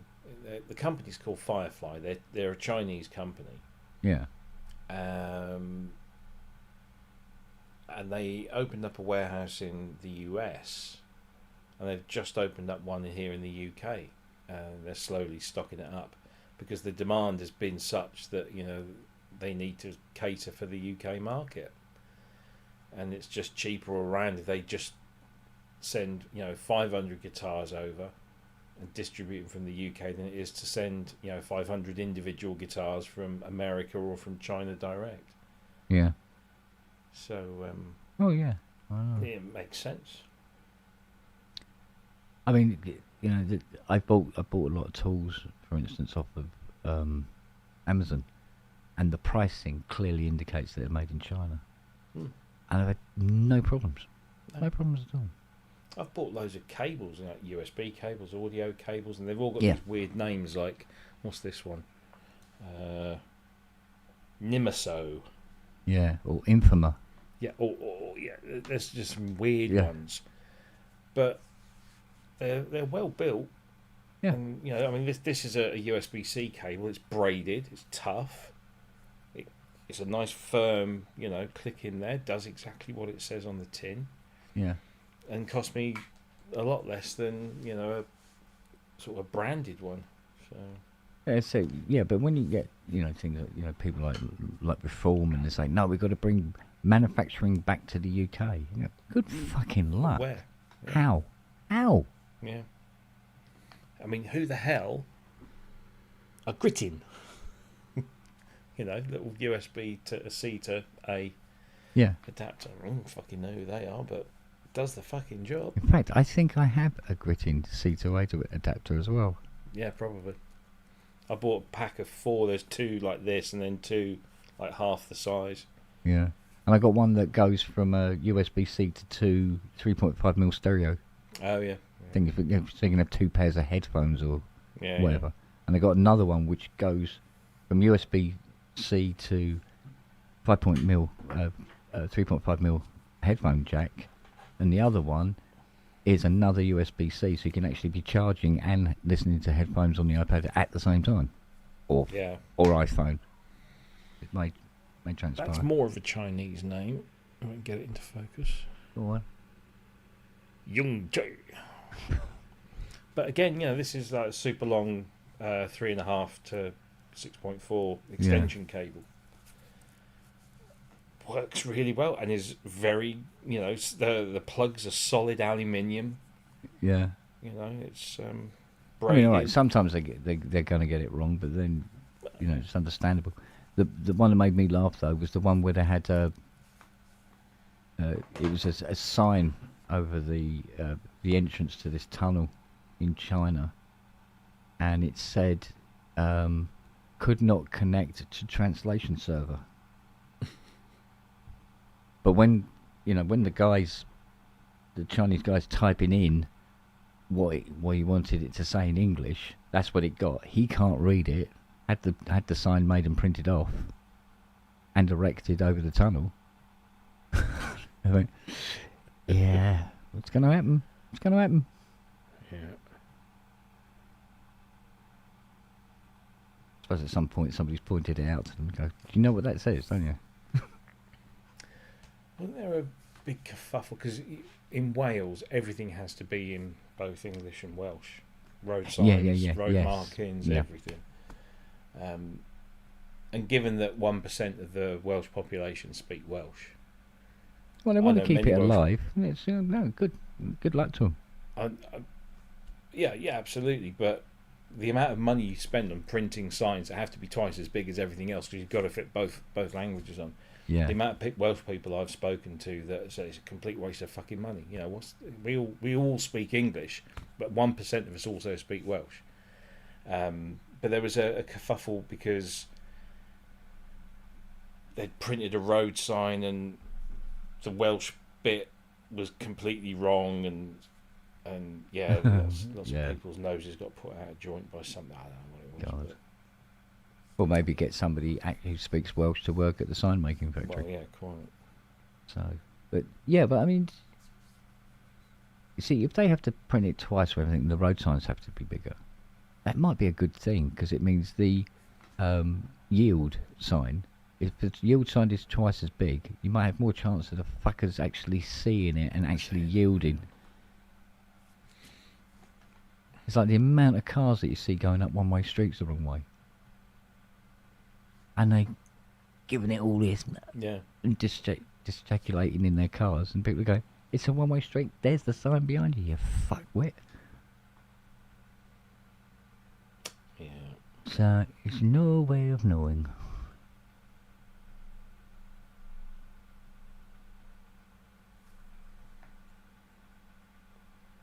I was going to fit a funny enough talking about it. I was going to fit a dash cam into Fiona's smart car. All right. Yeah, she got some mad fucking Karen trying to brake check her the other night. I said, yeah, well, you want a cam, or if you get one of those scooter scammers, you know, where they bank the scooter up and then throw themselves onto the bonnet while their mate's filming it. Yeah. I might be wrong. I don't think there is anything out there at the moment. But given the fact that most modern cars have a number of cameras on board, yeah, even if it's just the one that uses for lane assist or stuff like that. Yeah. And given that we've had dash cams for many, many years now, why don't car manufacturers just build them in as standard? Just have a dash cam as standard. Well, we actually live in an age now where you have a lot of cars where what you would call the Ryanair effect, where what would be considered standard equipment is actually an optional extra when buying the car. Well, to take that old Mustang back in the day, apparently the courtesy light was an optional extra. It had the switches down in the door jambs, but not the lamp. Yeah. And if you wanted that, it was an optional extra. And I think the reason for that was they also made the convertibles. And you think, well, if you're making a hardtop one, just fit the light in it then. Well, I remember when electric windows was an option. It was a luxury. Electric windows. Ooh, get you fancy bastard.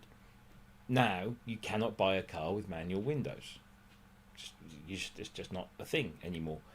Yeah. Do you remember third brake lights or eye level brake lights? Yeah. Always an optional extra. If you wanted, you had to go to Halfords, buy one, and then buy one and strap it onto your bumper, stick it in the windscreen, and then wire it into your brake lights. Yeah. With a couple of Scotch clips. Now every car has a third brake light, a high level brake light. Yeah. I knew you'd fucking say that. Fucking dart you. But yeah, I mean, so many things that we all took as like either a luxury optional extra or just a nice to have. They're now just standard things. So why not? I mean, my car has got 1, 2, 3, 4, at least 5 cameras in it. It's got one at the back. Yeah. It's got one at the front, one either side, and then one in the windscreen. The one in the windscreen is used for road sign recognition and lane assist and seeing other cars for the WhatsApp that works with the radar that's in the front. But there's a camera in my VW badge in the bottom at the centre, in between the W, in the middle of the W.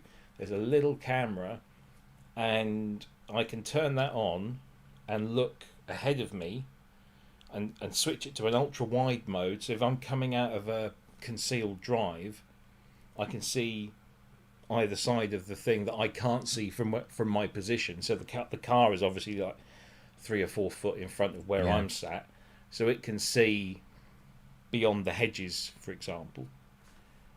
The cameras on the underside of the door mirrors, and then you can press a button and it takes the images from all 4 of those cameras, stitches them together to give you a full 360 degree view of your car. Yeah. From either above to the side at an angle, or on the level. It's and yet we still don't offer, or the manufacturers still don't offer dash cam as a standard option. It's funny because when Fiona said, she goes, "Oh, you're going to put a dash cam in the Mustang then?" And I went, "No, I'm not." She went, well, what happens if somebody brake checks you? I said, well, I don't want a camera because somebody brake checks me and they run into the back of them. I don't want to record me beating them to death with a fucking torque wrench on the road. They so much as scratch that cunt, they're dead. Yeah. So... Because that's the one thing that puts me off putting a dash cam in mine. Mm. I had one in the last car when I bought it, and I said, can you take it out? Because the camera sits, it's on a suction cup, and it sits next to your rear view mirror. So it's this ugly thing that's kind of hanging there, and then there's a wire that comes out of it that they then stuff in the headline in, and then run around under the dashboard so that it can then pop out of somewhere, and you plug it in the cigarette light, or what we used to call the cigarette light, the 12-volt socket. And then if you have a rear camera, which this one did, there's another cable that goes from the front camera that you run all the way around to the back, and you have this thing hanging, in your back bloody window. It just looks awful. Yeah. I did see, and it was on Amazon, but it's a Chinese manufacturer that apparently at the front of so there's a thing attached to the roof which has got all the lighting controls and the emergency SOS stuff in it. Yeah. And the rear view mirror hangs off of the front of that, and apparently there's a bit at the front that you can just detach, and this company makes a camera that is molded into a piece that's exactly the same size as that bit that you detach, and you can connect it to a power supply, a 3-pin power supply underneath there, and clip it all back in, and it's all very neat, and there's just a little SD card slot for your thing, and it does everything you need, but and you don't have to have any wires. But I ought to get a dash cam, but that's just I want something that's neat and discreet and that doesn't look like you want one of those, like like by Alfred's. If they did like a little bullet cam, and you could mount it down where the tax disc would have been, sort of thing, and then it Bluetooths to the recorder. Yeah, that'd be nice. Probably. I mean, there are some very expensive ones that are wireless. Yeah. Like front to back are wireless. But they still need a power supply, and therefore you need to be running a cable somewhere. And I guess it's more affordable or cost effective. You should be able to pick it off of the rear heater wire. Well, yeah, but nowadays, I mean, particularly modern cars, everything works off the CAN bus system. Oh, right, yeah. And it's all, it's not as simple as it used to be. I remember, fitting all sorts of, like a car alarm in the engine bay, and you basically just run the wire through the bulkhead into the fuse box in the glove compartment, and then you just find the one that's a permanent live, and you scotch clip it in, and that you're done. Same with the rear. I remember putting the rear tail light in my Metro, and just running the wire. The thing would stick on the inside of the rear windscreen at the top level, and you could just run the wire around the edge of the boot thing and then down, and then just scotch clip it into the brake lights. The actual the fitted brake lights. You see, there's enough room in the engine bay of the Muzzy that I could fit an induction coil, so you could, as an anti-theft device, it puts 48,000 volts to the door handles. Do you remember when the Beastie Boys were first famous and everyone was pinching VW badges off of the front because they were wearing VW badges around their necks and stuff? Yeah. And there was a bunch of us sat outside this bus stop, one evening, just hanging around like young blokes did. And the policeman, local copper, pulled up, and he just sort of stepped out there, just having a chat. And he looked at my mate Jason, who had a VW Polo, I think it was at the time. And he said, "Are you not worried about somebody nicking your front badge?" And fucking Jason said, "No, I got it wired up to the fucking battery." And the policeman said, "You better not have, son. You better not have." And he had. Yeah, but that's the thing. It's like, no. It's if somebody tries to steal it, that's their fucking fault. Exactly. Why? No, that's not. That shouldn't be criminal. It should be like karma. Yeah. Well, after he touches it, if anything, he's more angry than karma. Well, I remember. But the thing is, 12 volts not going to do much. No. Unless he's taking it off with his tongue. But no, he put it through something that ramped it up a little bit. Yeah, I think they call them induction coils or something like that. You can ramp up the voltage quite considerably and give them quite a shock. But as Tarsary said, somebody can touch it accidentally. I remember back in the 70s, we lived on this little housing estate, and there was a pathway that went from the top of the housing estate onto the main road. So all the school kids would use this thing. And do you remember those little white fence posts that used to stand a foot and a half or 2 foot high? They were hollow white plastic fence posts with the white plastic chains, and they used to get around the front of a garden looked like a little picket fence type thing. But on the top of the poles, these square hollow poles with these little white plastic caps, and they would just sit on and just kind of clip on sort of thing. Yeah.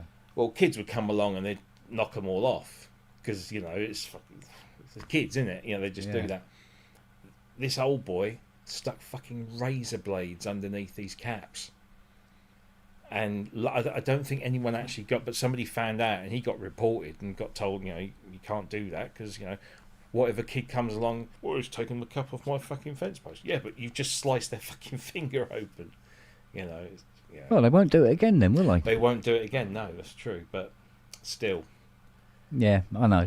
I suppose it's got to be within tolerances. Proportionate. It's got to be there again, you see, if the Mustang's parked on the driveway, and you've got to walk 8 feet into my property, and you're touching the door handles, you're not doing that by accident. No. Exactly. And guess what? Your testicles are going to get a little smoky. What can I say? Indeed. Because after the work I put into that bloody machine... Quite. Anybody messes with it, they're going to fucking regret it. And it'll probably be me, because I go out there one morning and forget. I did that the other day, because obviously all this is on an alarm. And... I don't know why I didn't. Normally it's one of the first things I do is wake up, check my phone, turn the alarm off. Mainly because on occasion Jackie has gone out the back door and not turned the alarm off, and then I'm just sort of like lying in bed. She's out there hanging the washing out. Fucking alarm goes off.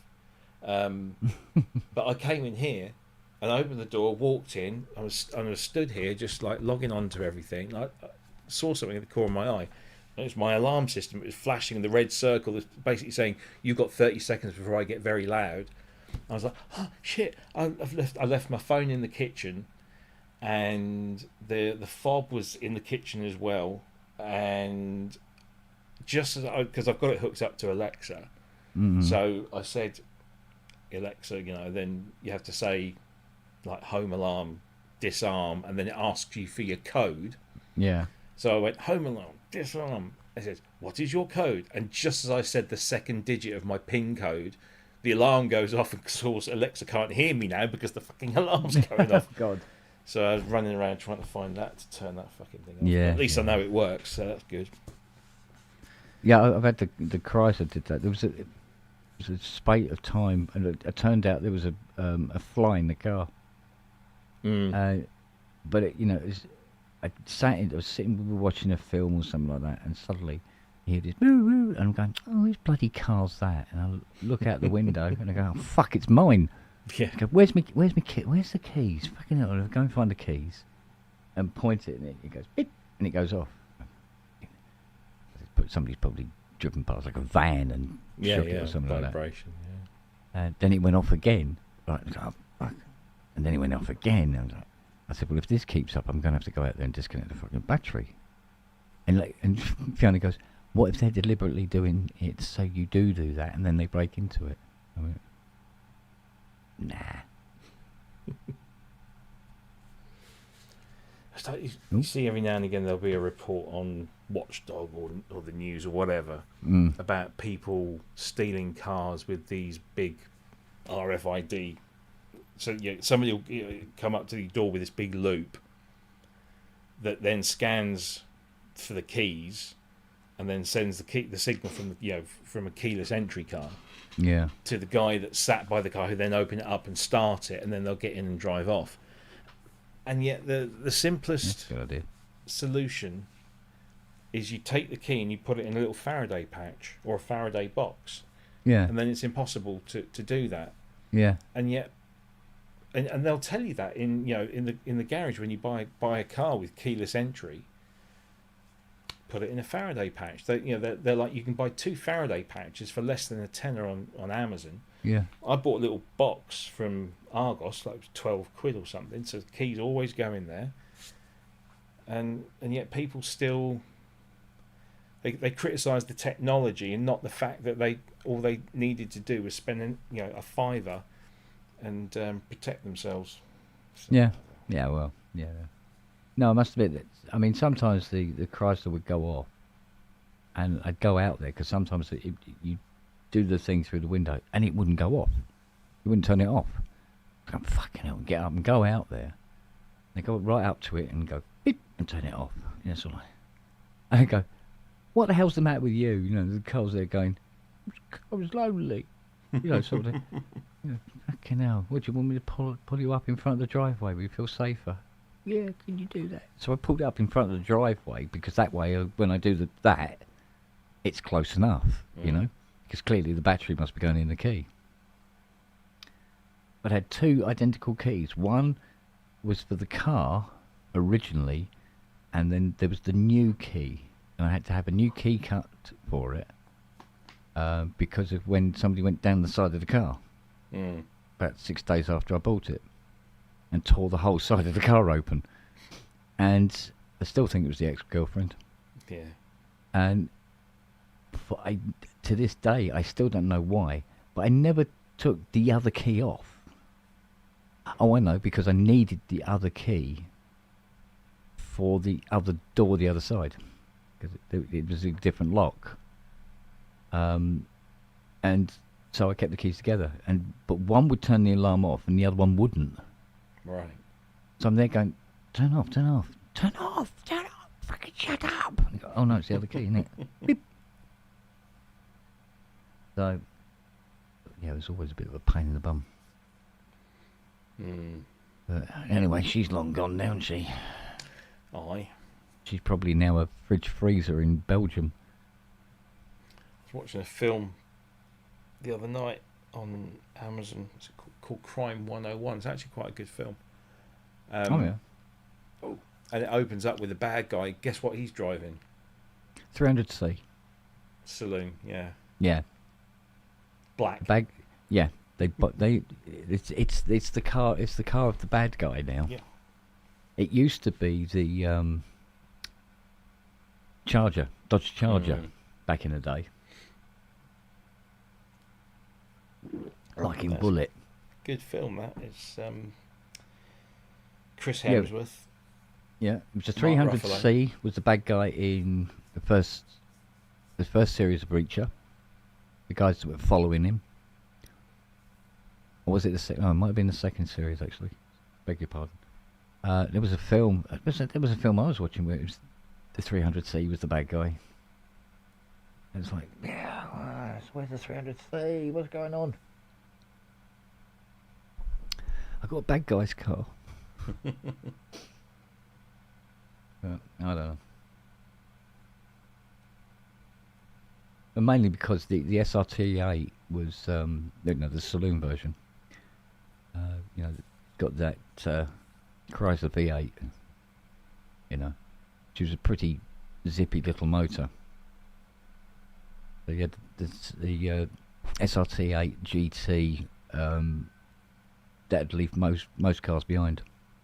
Could really, really fucking shift. Apart from supercars, obviously, and all the rest of it. Yeah. But did you hear me tell you about that Adam C video? And he went to this car meet, and it was all sorts of cars from all eras, right? And they had the Marshalls at the start, and they had the what you call VIP area and the normal area, and the Arteon. It went VIP area. And he parked up next to a fucking Ford GT40. Right, okay. Oh, I see. This is how it's going to be, is it? All right. And it was 2 AC Cobras and all this sort of thing. But the straight on was for the classics, and then to the left was your hot hatches and stuff like that. And some of them were ridiculous. This guy had I think it was like a Polo or something like that. The wheels were oh god, yeah, sort of about 32 degree angles, and the whole bottom of the car was rubbing on the road. But then he had this chrome exhaust pipe that came out and up to higher than the car, and then out and then across out the back. And the racket it was making, all the flames coming out the top and everything like that was going. How did you get there without getting stopped? I know. With something like that hanging out the back of your car, you know? It turns out he brings it on the roof rack, and then when he gets just close enough to the show, He'll put it on. Attaches it on, and then goes into the show, and then wears it coming out, and then takes it off and puts it back on the roof rack. Oh, okay, fair dues.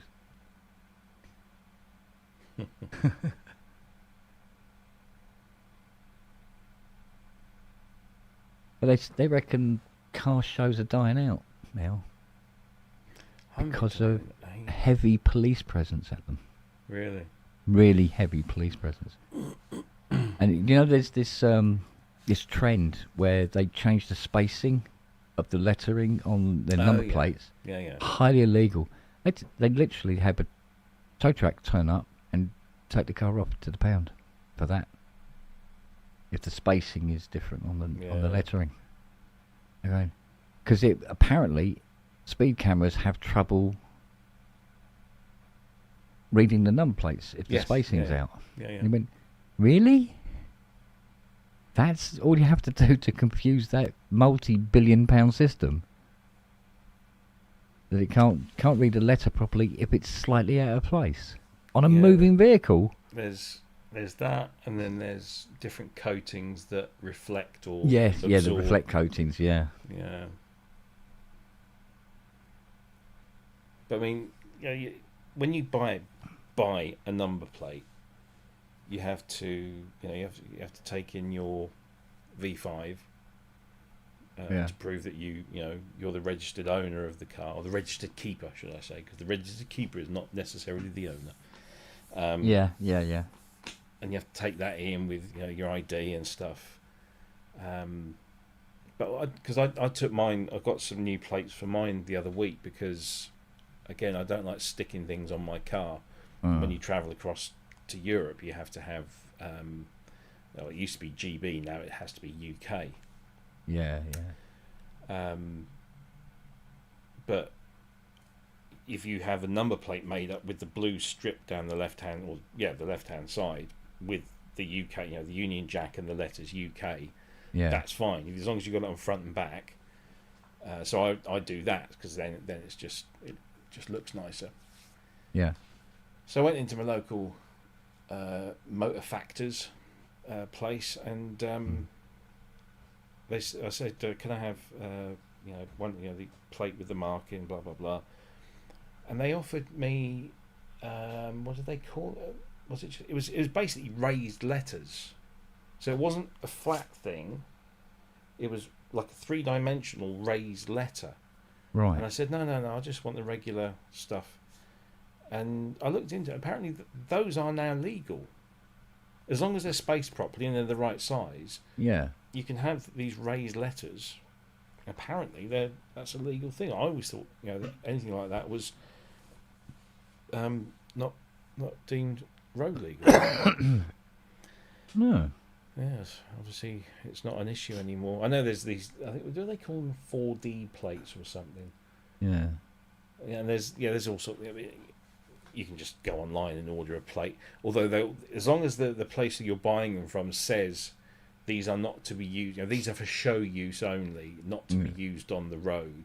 Yeah. Because a lot of people do that. They'll have show plates instead of having their registration number. They'll have their online handle some, I like tits or something, put Yeah. just on the front of their car. I mean, I used to go to a lot of these Italian car meets many years ago when I had Italian cars, and the amount of people there that have cars and they've got their girlfriend wearing the skimpiest little hot pants and a little crop top and a pair of high heels and fishnet stockings just like draped over their car, like Yeah. why? No, I'm there to look at the fucking car, not some dozy bent over the bonnet. But yeah. I mean, we used to go to the one at Stamford Hall, which is near Lutterworth, just where the M1 meets the M6. So the A14 meets the M1 and the M6. There used to be this horrible junction, Catthorpe Junction, where all the roads kind of converged into these horrible little mini roundabout things. Now it's all been done and you sail through. But you used to go off at this little thing, go up the road, and there's a stately home called Stamford Hall. And they used to do a show there, they probably still do, called Auto Italia. Yeah. So it's all Italian cars. So you'll have your Lambo area, you'll have your Ferraris, you have your Alfas, you have your Fiats, you have your Lancias. We went there one year and the Top Gear lot were there. Jackie got all their autographs. And I remember they were walking around the Fiat area and all the jokes were coming out because it was the Fiats. And thankfully they didn't get down to mine at the time because mine was a Fiat Marea weekend, hardly the flashiest of cars. Yeah. And I was just, please don't go in it. Please don't go in my car because it's fucking awful. And thankfully they didn't. But yeah, they were good. They were good events. And you'd there'd always be especially at the Italian car shows. You'd have the people that desperately wanted to be Italian but weren't, and they would try and wear, they'd have their sort of Gucci and Armani sweaters and around the shoulders, not wearing they're just draped around the shoulders, and their little Italian leather loafers, and they pull up in a 2-seater Alfa or something, and they clearly desperate to be Italian, sipping their little cappuccinos, and fuck off, mate. Yeah, there were some good times. There were some good times of those things. Yeah, there's a couple of Alfa Moreos I still wouldn't mind having a crack at. The thing is with Alfas, you tend to find them mostly by the side of the road with the bonnet up. Well, yeah, because I kind of like was it the 157? I like the styling of the 157. It really sort of like, ooh, I like that. But then I heard a lot of horror stories about them going over, once they've done 10 or 20 miles or so, they start becoming a bit of a mechanical hazard. Yeah. For one reason or another. I mean, I like some of the current models from, to look at, like the Giulia is gorgeous. Yeah. The Quadrifilia Giulia is just is stunning.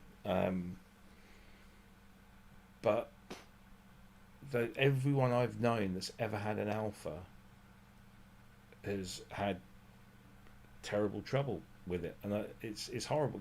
They're such nice cars. I mean, I don't know enough people who've got like an 8C or something. The incredibly gorgeous, sporty little 2-seaters. But Jackie's cousin has got a ZS and a ZR. Do you remember those in the 90s? Yeah. They're very angular. Yeah. Designs, and he's got one of each, and he's a real Alfa nut, and we don't see him that often, but I always have a little joke at him. Yeah, Brooklyn's one. I used to go to that a lot as well, Keith. Yes. Park up on the banking. Yeah, very nice. Meet up at Tesco, where the banking still exists, going around the edge of the car park. But yeah, those Alfas, I mean, there's some gorgeous designs, absolutely gorgeous designs, but there's some real fucking dogs. Is that where because is it Brooklyn's that has the St Mary's Cup? the 60s classics, 50s and 60s classics race. They do all sorts of things, but they don't race. Well, they don't race at Brooklands because the track is not. I'm thinking of somewhere else. Goodwood. I'm thinking probably Goodwood Festival. But no, we used to go to Brooklands, and there's a big Tesco's, and I think there's a big Marks there as well. It's a massive thing, and there's a petrol station. So we always used to sort of get there, fill up. But part of the bank track still exists. It goes around the edge of part of the car park of Tesco. But then you go around to the actual Brooklands site, and there's still a significant part of the old bank track. And we always used to try and climb up it to the top. I could never do it because it's by the time you get to the top, it's nearly fucking vertical. Yeah, it's so steep. But they used to put a lot of the cars up on just on the where it begins to go up. We used to park them around. Always made for a nice picture. Yeah. But yeah, the Italian event at Brooklands was always good. I never got to do the hill climb. My friends did. I got some video footage of somebody driving a car very, identical to mine. I always wished I could have driven mine up there, but I didn't have the balls to do it. I didn't want to break it. But it's funny because I keep forgetting what your car looks like, and then when I see one, on YouTube or something like that, and I go, oh, fucking hell, that is beautiful design. It really is. It's still, I think, even today, it's still one of their better designs. Yeah, there's something about it where it really does stand out. It's where when sometimes the differences between various models. It's a nuance between them. I mean, you'd have to really know the car to know what the model is, or you'd have to look at the badge to know whether it was a Vauxhall or a Toyota or a fucking Nissan or whatever. But no, that Arteon is going, yeah, that's an Arteon. So I remember because I had CCs, which was what the Arteon replaced. Yeah. And the CC was, initially it was called the Passat CC, so it was based on, it was a Passat platform, and there was a lot of shared internal, trims and stuff. But it had a completely different body shape. Yeah. It was CC stood for Comfort Coupe. And then when they brought the Arteon out, it was preceded by a concept car that I think eventually made it, or they built it in China, because they have their own factory out there, and they build models that we don't get over here in China, because they all Chinese like long wheelbase stuff. And but I remember seeing it and thinking, oh, that they've really done a number on that. It looks really good. It just looked more muscular, but it still had that kind of coupe saloon thing to it. And when I saw my first one in the flesh, I was like, yeah, I've got to have me one of those. And this was the fastback version, like the one I had before, the grey one. And I got that, and about 6 months later, they brought out the second generation, the facelift model, and that's when they introduced the shooting brake and the R as well. And I was like, oh fuck, I wished I'd waited. But then I'd have had to have waited, because I can't afford to buy one brand new, so I would have had to have waited a few years. But luckily, it all, the timing all worked out, because by the time I came to swap the other one, I found one of these, and it's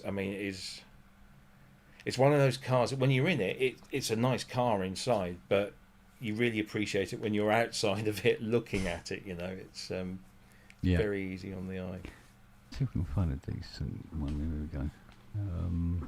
At least it's not Golf. Do you know, I've been looking at the Golf R's, thinking if the next one might go for a Golf R estate, because they don't make these anymore. So I'll tell you what.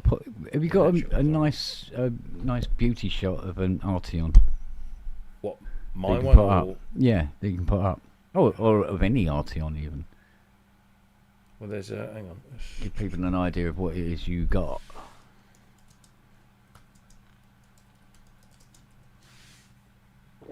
For those who don't know what an Arteon looks like. There's a nice picture of the saloon and the shooting brake. Here we go. bet this is probably a WebP or something, isn't it? Yeah. Yeah. They nearly always right. fucking are, aren't they? I'll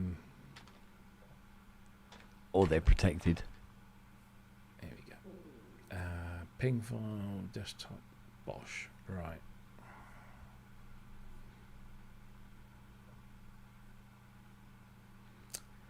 Where is it? Image file. Okay.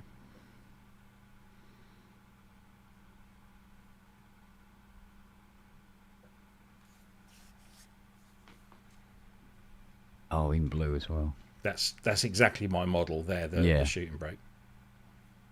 Yeah, that's nice.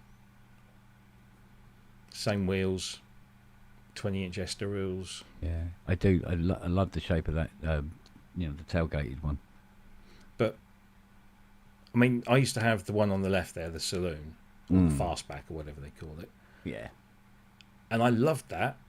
Yeah. But put them together, and it's the shooting brake every day. Yeah. Well, I'm the same with the 300C. I want the estate, not the saloon. I find the saloon too. It's a nice enough shape, but it's nothing as sexy as the estate is. Weirdly. And the colour, I mean, the colour's gorgeous. It is. When you see it in the flesh, it really does. It's like. Let's show the. Where is it? I can't find the fucking thing. It's per bloody usual. Here we go. I'll show you the photograph, right? The photograph that cost me directly 400 fucking quid, right? There we go.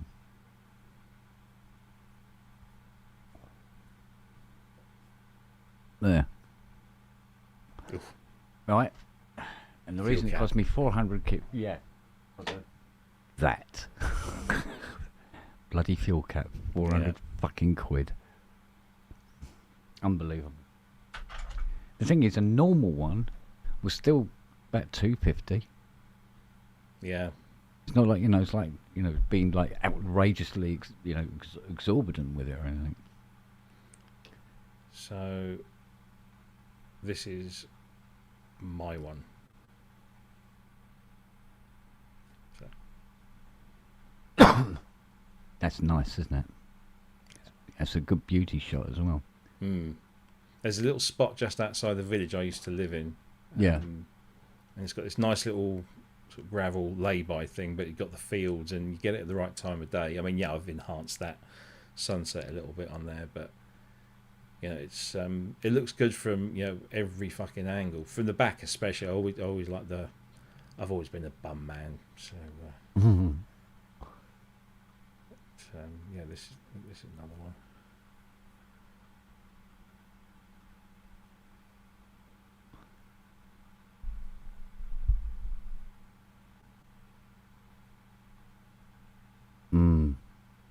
It's just proportion. I mean, yeah. It's so if you look at these two cars, right? Mm-hmm. Which one do you think is bigger? Well, weirdly enough, I was looking at that and they kind of looked the same size. They are exactly the same length. That's bumper what I to thought. Bumper. Yeah. Exactly the same width.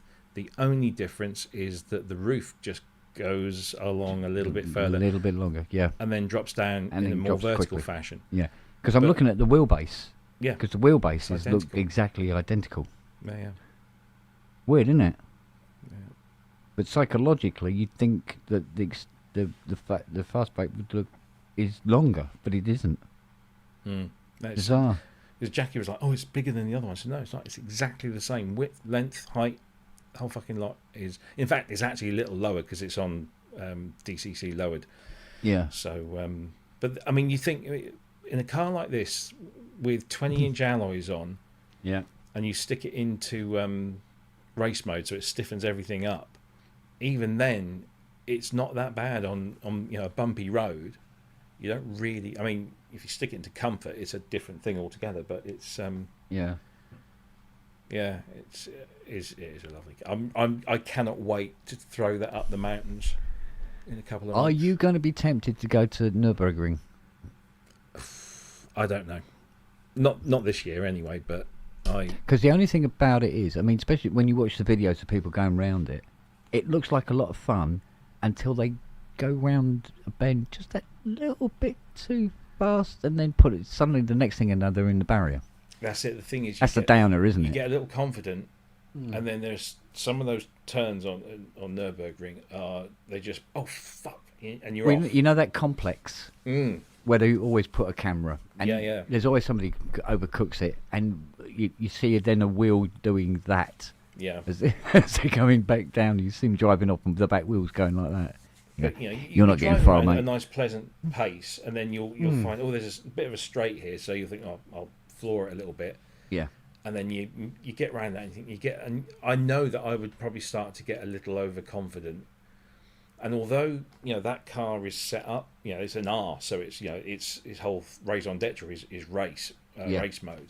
So it's got the torque vectoring on the rear wheels, so it corners like a little pocket rocket. It's so good. Yeah. And the brakes are fantastic. I mean, the brake discs on the front of that thing are the same size as the wheels on my wife's Fiat 500. It's crazy, but I would get a little. I think I might get a little bit frisky, but it's not just you or your car; it's the other people. You amount of idiots you see, the ones that lose control, and then they're on the side of the track, and then they get out and they want to check the damage, and you're coming round the bend, you're following race line, and there's a fucking car park there. Yeah, I know. Yeah, and then if I push it, you run the risk of delaminating the tyres. And you still got a long drive ahead of you. Exactly. Yeah, I get it. I get it. I think it's one of those things that if you do it, you've got to be prepared. So you probably need to buy a new set of, spare set of wheels. Put on, your wheels for your race, and then pop them off for the rest of it. But well, the car that I was looking at, I was discussing it with Fiona. Has been when Muzzy goes, and I said, the idea is you buy a car, you do her up, you have an idea of price for when she's done. You let her go. You go bye bye. You know, after you've had a little, had your fun, got used to it and everything. Blah blah blah. You move her on, and then you get something else in that's a quarter of what you sold the other one for, and so forth. And then you do her up, move her on, right? So the car that I picked is up for. It was a garage in Middlesex. It's up for 11,000. Right. Okay, and this is the car. Right, Ford Thunderbird, 1960. That's a Batmobile, isn't it? Right. Now, it also has a resplendent Cleveland, but it's a 429. Right. As opposed to the 351 I've got in the Muzzy. So it's a much more powerful engine. So it's in black, got the wires and all the rest of it, right? And it's up for 11,000. I'm going, fuck, I'm going to inquire about this motor now. Right? So I found the garage, and I spoke to the manager, and I said, yep, love the Thunderbird. He goes, oh, right, you like the Thunderbird? He said, yep. I said, and I love the price. He goes, oh, there's a proviso on this. I went, go on. He said, it's in Beverly Hills, and it's going to cost about 15,000 to have it shipped over. I went, it doesn't say that in the ad. He went, no, it doesn't, does it? I'm going, but. Yeah. Okay. So I looked at, Ford Thunderbirds UK. Yeah. Nout. I mean, okay, all right, it's all right. There are other cars.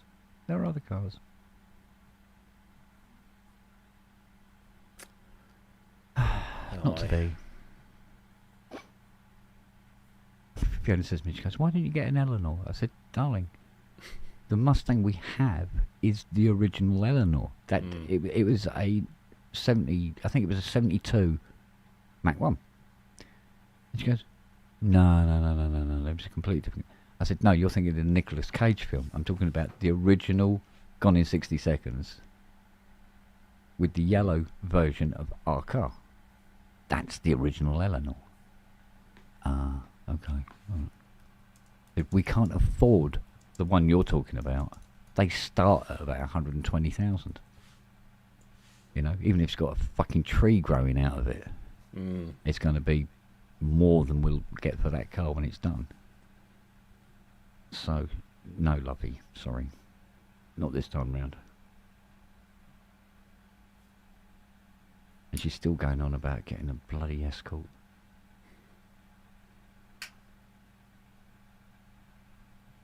But like I said, I saw an MGB GT V8.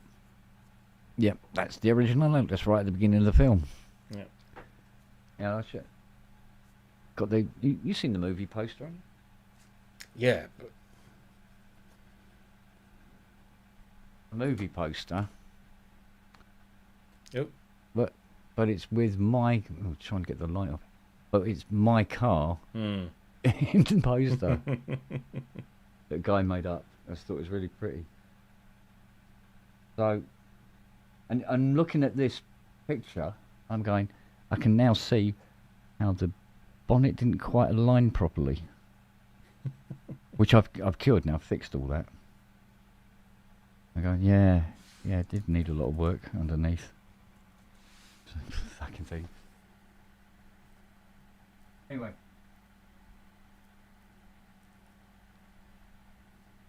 I'm still waiting for the weather to pick up so I can actually get back on it. But at least the garage is done now and out of the way. Indeed. One less thing to worry about. One less thing to fucking worry about, isn't it? Bastards. Because the garages is a great place to do wheel spinning because of the gravel. Yeah. I have to do it out the front now instead. No. Oh well.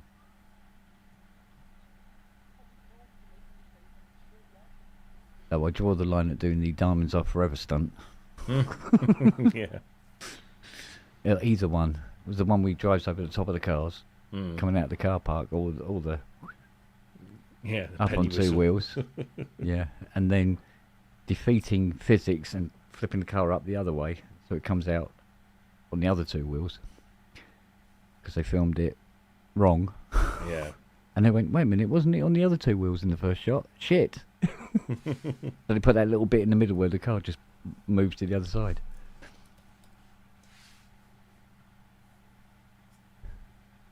Oh well. You think on a big production though, people would be taking notice of, taking note of things like that, wouldn't you? That's it. Continuity directors. I suppose he didn't keep his job.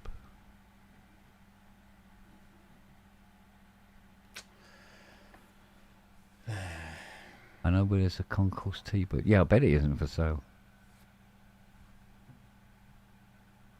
I still would love to get a Buick Riviera, but I don't think it'll fit on the driveway. They are big. They are fucking huge. That wouldn't. Definitely wouldn't. Plus there's 7 litre. Or 7.5 litre, I think, actually.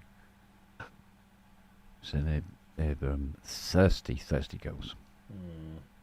They drink more than Fiona does.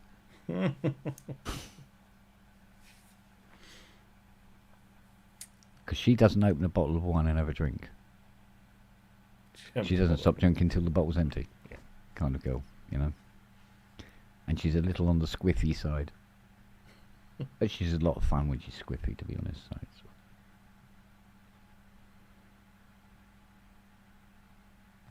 So yeah, so I don't know. I shouldn't really be thinking about what the next car is. That's really ridiculous. I just like to plan ahead. That's all. I should be concentrating on getting this one done. Then smoke it around for a while going, ooh, look at me! And then move on. I think actually what it is I'm trying to quell a childhood dream. You know, as a little kid, watching all the old films on TV. Seeing all the big V8s flying around. Yeah, sometimes you got to draw the line. Yeah, because I was talking to a guy about well, we were talking about, we got onto the subject of cars because he had a couple of classics himself that he was doing up, and I mentioned to him, I said the only other American car that I was toying with getting was the Gran Torino. You know, like the Starsky and Hutch car. Yeah, I said, but I would be tempted not to do it in the Starsky and Hutch, you know, red and white stripe thing, because so many people do it. There's actually more of those Starsky and Hutch cars going around than ever before. And he said, "Oh no, don't get them." He said they're completely unsafe over 35 mile an hour. He said, "You know when you see them going around the corners on Starsky and Hutch?" I mean, yeah. He goes, "Yeah, they don't do the corners very well. Forget it." Oh, okay. So he said about what was it? One of the 80s Corvettes. I mean, I don't like the 80s Corvettes very much, and the 90s ones are even worse. Fucking horrible looking things. They really lost their way.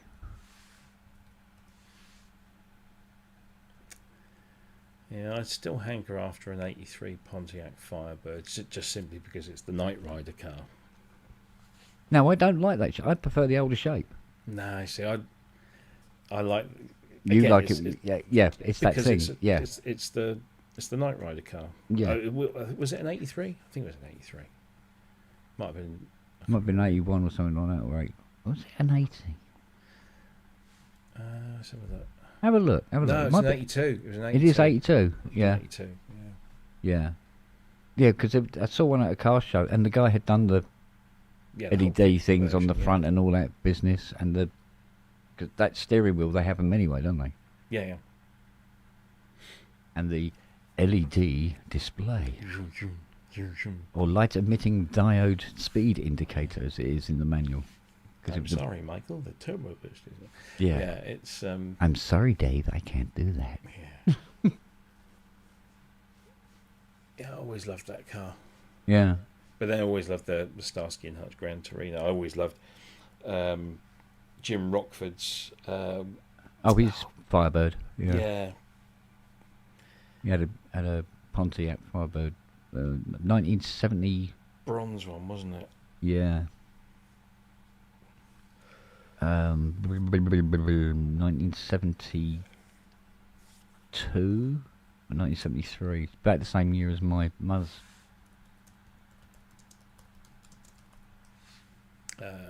Yeah, it was a Camaro Firebird. Yeah. They started off with Columbo's 74. Peugeot. Do you know how much those fuckers are? I know, right? Yeah. They're a few quid now.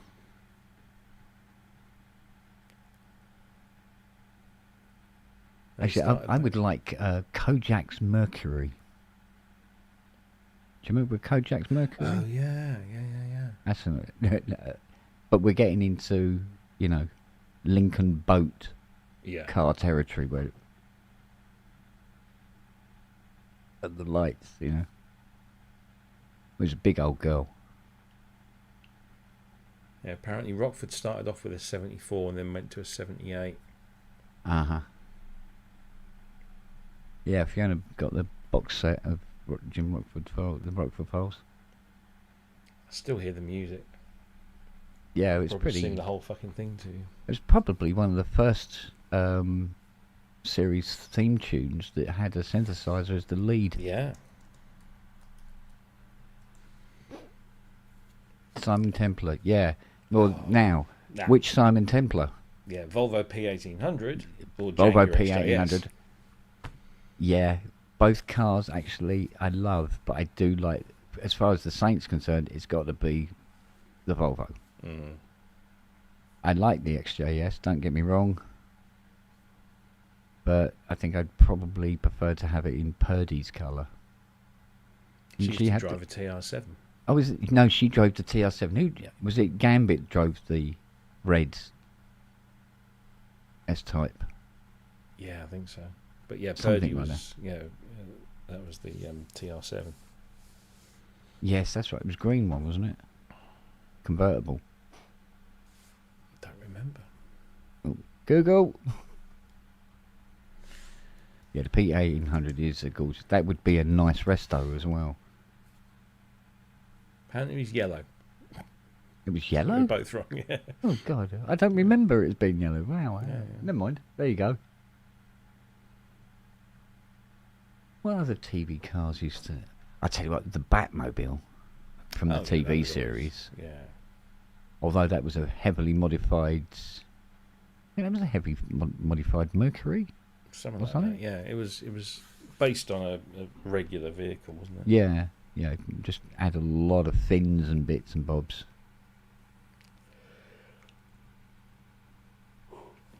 I didn't. What was that TV Shoestring? Didn't he have a TR7? Was that a TR7?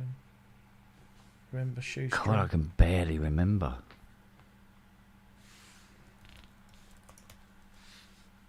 Yeah, he had. I think. Oh, hang on. No, maybe. 1977 TR7. Okay. I think.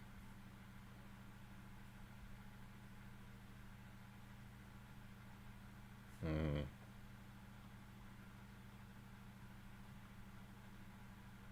trying to think what a motors.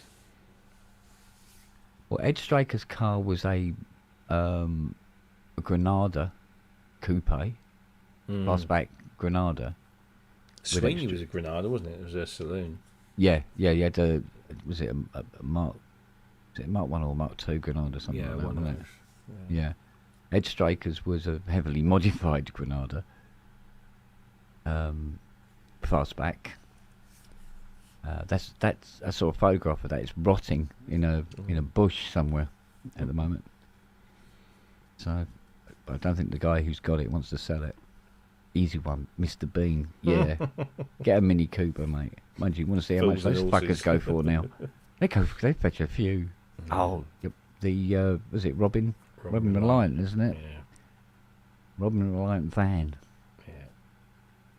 Apparently, the old British commercial vans prices have gone through the absolute roof.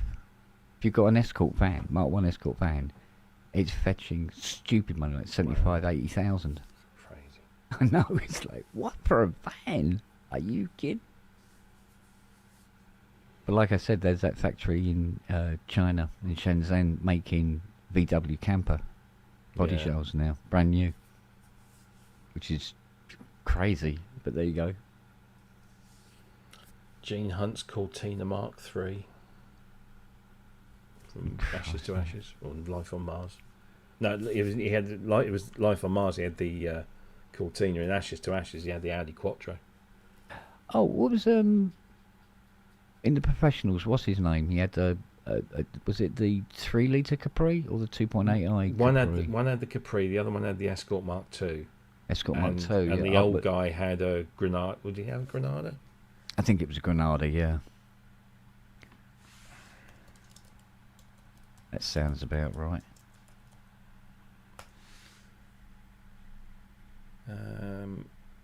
Yep. So.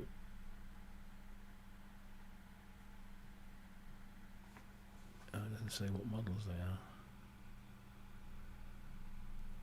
Because I suppose the Escort could have been a Mexico 2000.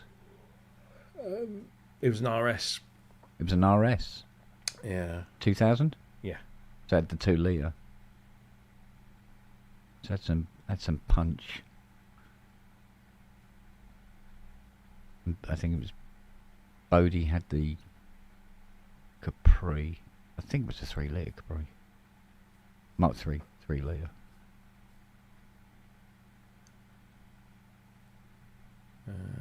So Cowley had a Granada. Bodie had a 3-litre Capri S. Yeah. And Doyle had the RS 2000. Yeah. All the top of the ranges of those particular manufacturers in that particular category. All the fast ones, basically. Apparently Doyle started driving out a Rover P6, a brown Rover P6, in early episodes, that moved on to a Triumph TR7.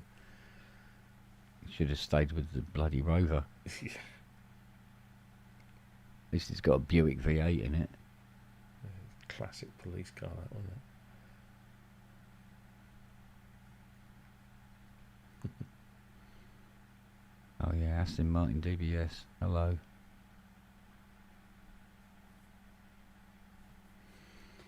I think the price of the, I think it was the Vantage. The prices of the Vantages have slipped. Yeah, I liked. Was it a Vantage? Was it Vantage one that had the Bond? The Bond one? Yeah. Yeah, that was. Yeah, the prices have slipped on them apparently. Yeah. Weirdly, a beautiful car. Oh. All right, it's it's not a DB5, but hey.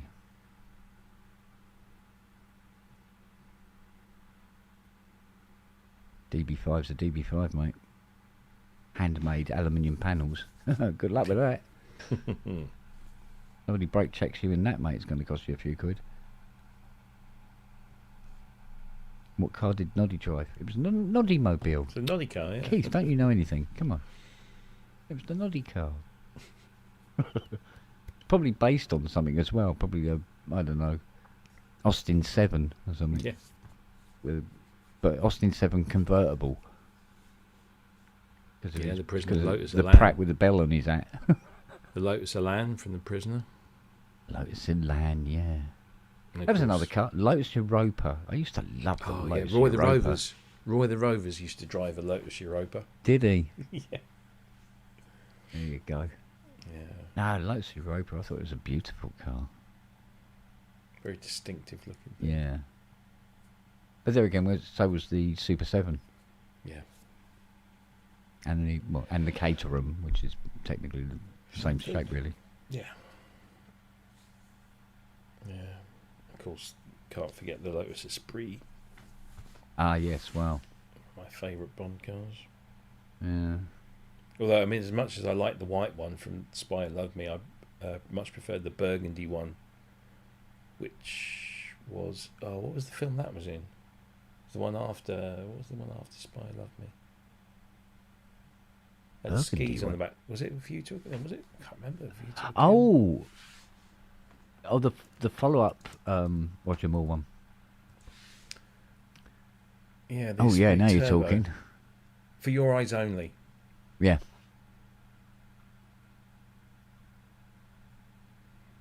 Yeah, with the skis on the back. Yeah, but as far as Bond cars go, if it's not the classic DB5, it's got to be the latest one. The Casino Royale one. Is it Casino Royale? What, the one where he flipped it? No, the although it's the same car, wasn't it? In the next film, the one he put in the river. I think it was the DB8 in Casino Royale. Yeah, I think. And then it was that really Succession. really expensive one. But yeah, the one that he rolled. Yeah. It holds the record for the most rolls captured in one take on a film or something. They did it up on that test track. Yeah. Oh, what was that? Because it was like a one-off. Oh, I can't remember what it bloody was now. I'll find out in a minute. Oh, you're going to be a fucking web P, aren't you? You bastard picture. Oh, fuck off. Yeah, I've got a nice one of that. Do you know what? I can't remember the one the last modern one he drove. Well, Is it Quantum of Solace that he crashed it? Being chased by Matey Boy from Guardians of the Galaxy. that was an Aston. Yeah, yeah. It was an Aston DB. But that was Spectre. Was when it he's Spectre? driving down the side of the river. Spectre. Yeah. And then puts it into the river. Yes. That was a DB10. DB10. Yeah, that's a pretty car. Mm. I loved that. I loved the way it handled as well. It's weird because that was the car I wouldn't take my eyes off. The car that Matey Boy was chasing him in I barely saw. I just barely looked at it because it looks like all the other cars. You know, all the other supercars. But the DB10, hello, baby. Yeah, the one in Casino Royale which he rolled was the DBS.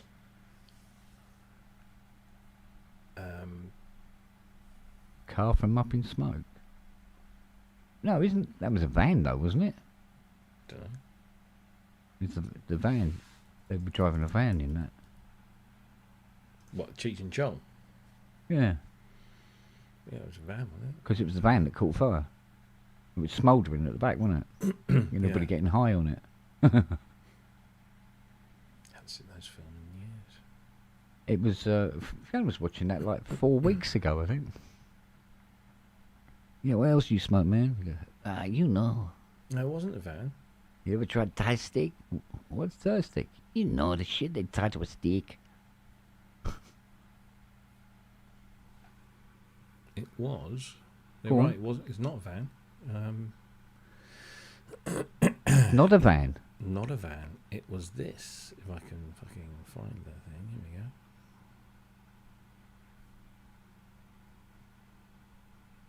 That's at the beginning, yeah. But that's not the weed van, is it? That's the car they were driving at the beginning of the film, yeah. It was old Wrecker. What is she? She's definitely a 60s. Doesn't say. Does not say. Yeah, I wouldn't mind restoring one of them.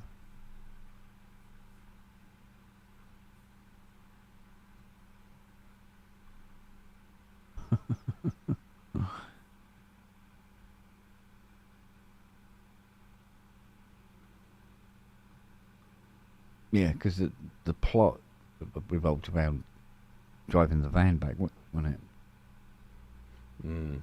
That was actually made a pot.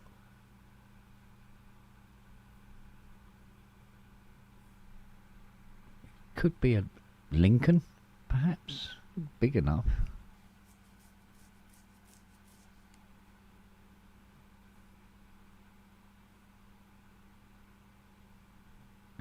Let's have a look.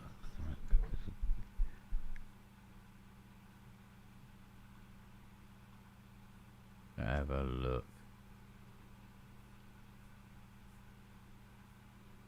I'm going to my famous film cast site. Oh, it's a Chevy Impala. Oh, right. Let's get a date. Give us a date, man.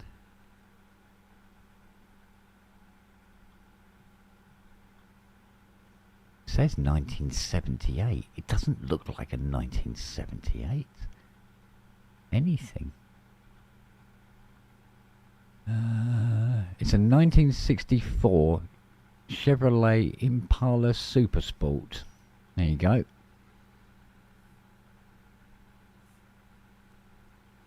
Well, I'll be. And it is currently owned by Jay Leno. No surprises there. It had a 409 cubic inch V8.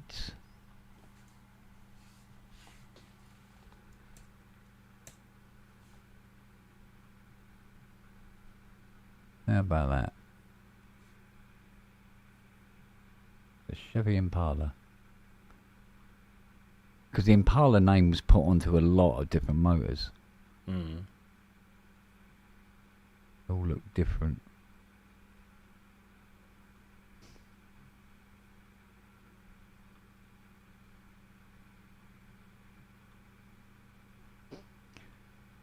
Let's have a look and see what we got here.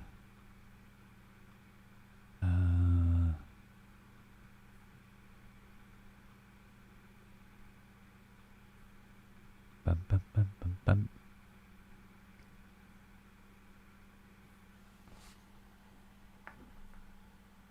Oh, apparently at Track Days UK you can drive famous film cars.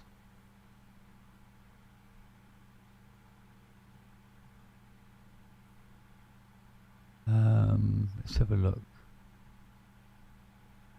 For £305, you can drive the original 60s Batmobile. Wow. Blah, blah, blah. Or you can drive the Corvette that was a transformer. You know, the one that couldn't talk. Oh, vaguely, yeah. Yeah, the big yellow and black thing. Eleanor from the Nicolas Cage Gone in 60 Seconds. And or the Starsky and Hutch car. That's 6 miles you get of track time. So the faster you go, the quicker it's over. Yeah. But for 305 quid. I suppose it covers the insurance, doesn't it? Yeah.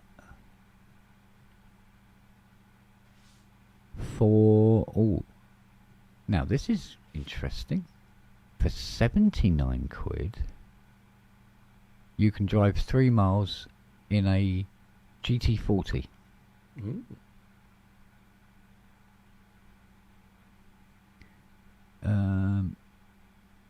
For £89, you can drive a Mazda MX-5, but being chased by a American cop car.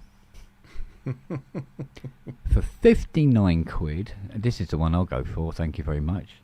For 59 quid, you can drive an Aston Martin DB5. Oh, there you go. Oh no, are you kidding me? For 99 quid, you can drive the 6-wheel coach used in the Italian Job. Oh, there you go. That's what I would drive. Now that looks like a giggle, actually. Let's see, 99 quid, you can drive the General Lee. Or the Smokey and the Bandit Pontiac Firebird. 79 quid, you can drive the GMC A-Team van. Or the Starsky and Hutch car, or the General Lee. Where is this?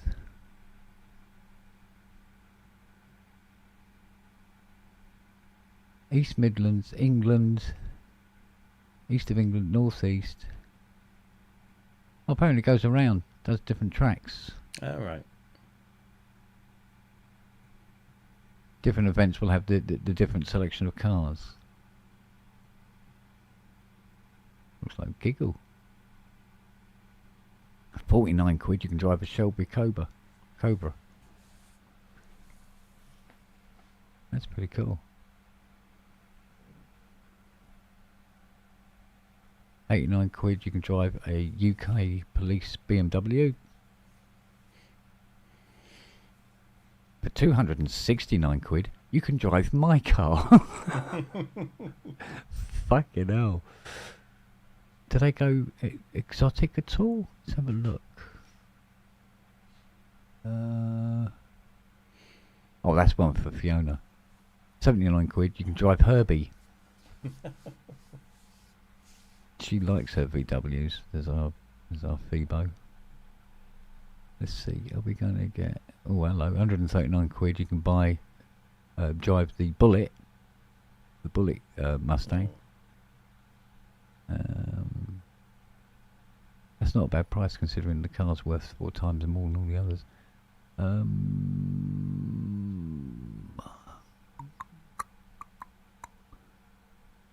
They don't. Oh, here we go.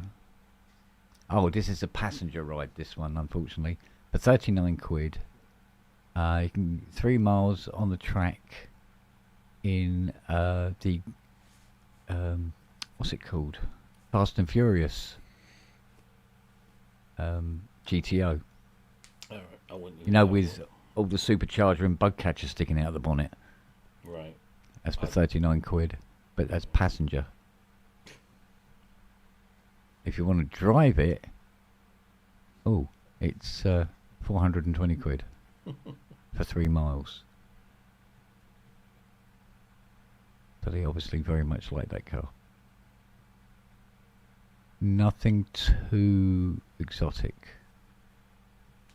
Well, to be fair, a 66 GT40 is what, 1.2 million quid? That's pretty exotic, isn't it? So. Right, well, I'm flagging here. Well, you and me both, mate. I've had a hard day, and yesterday wasn't much bleeding better. And I got an auction tomorrow. Oh yeah.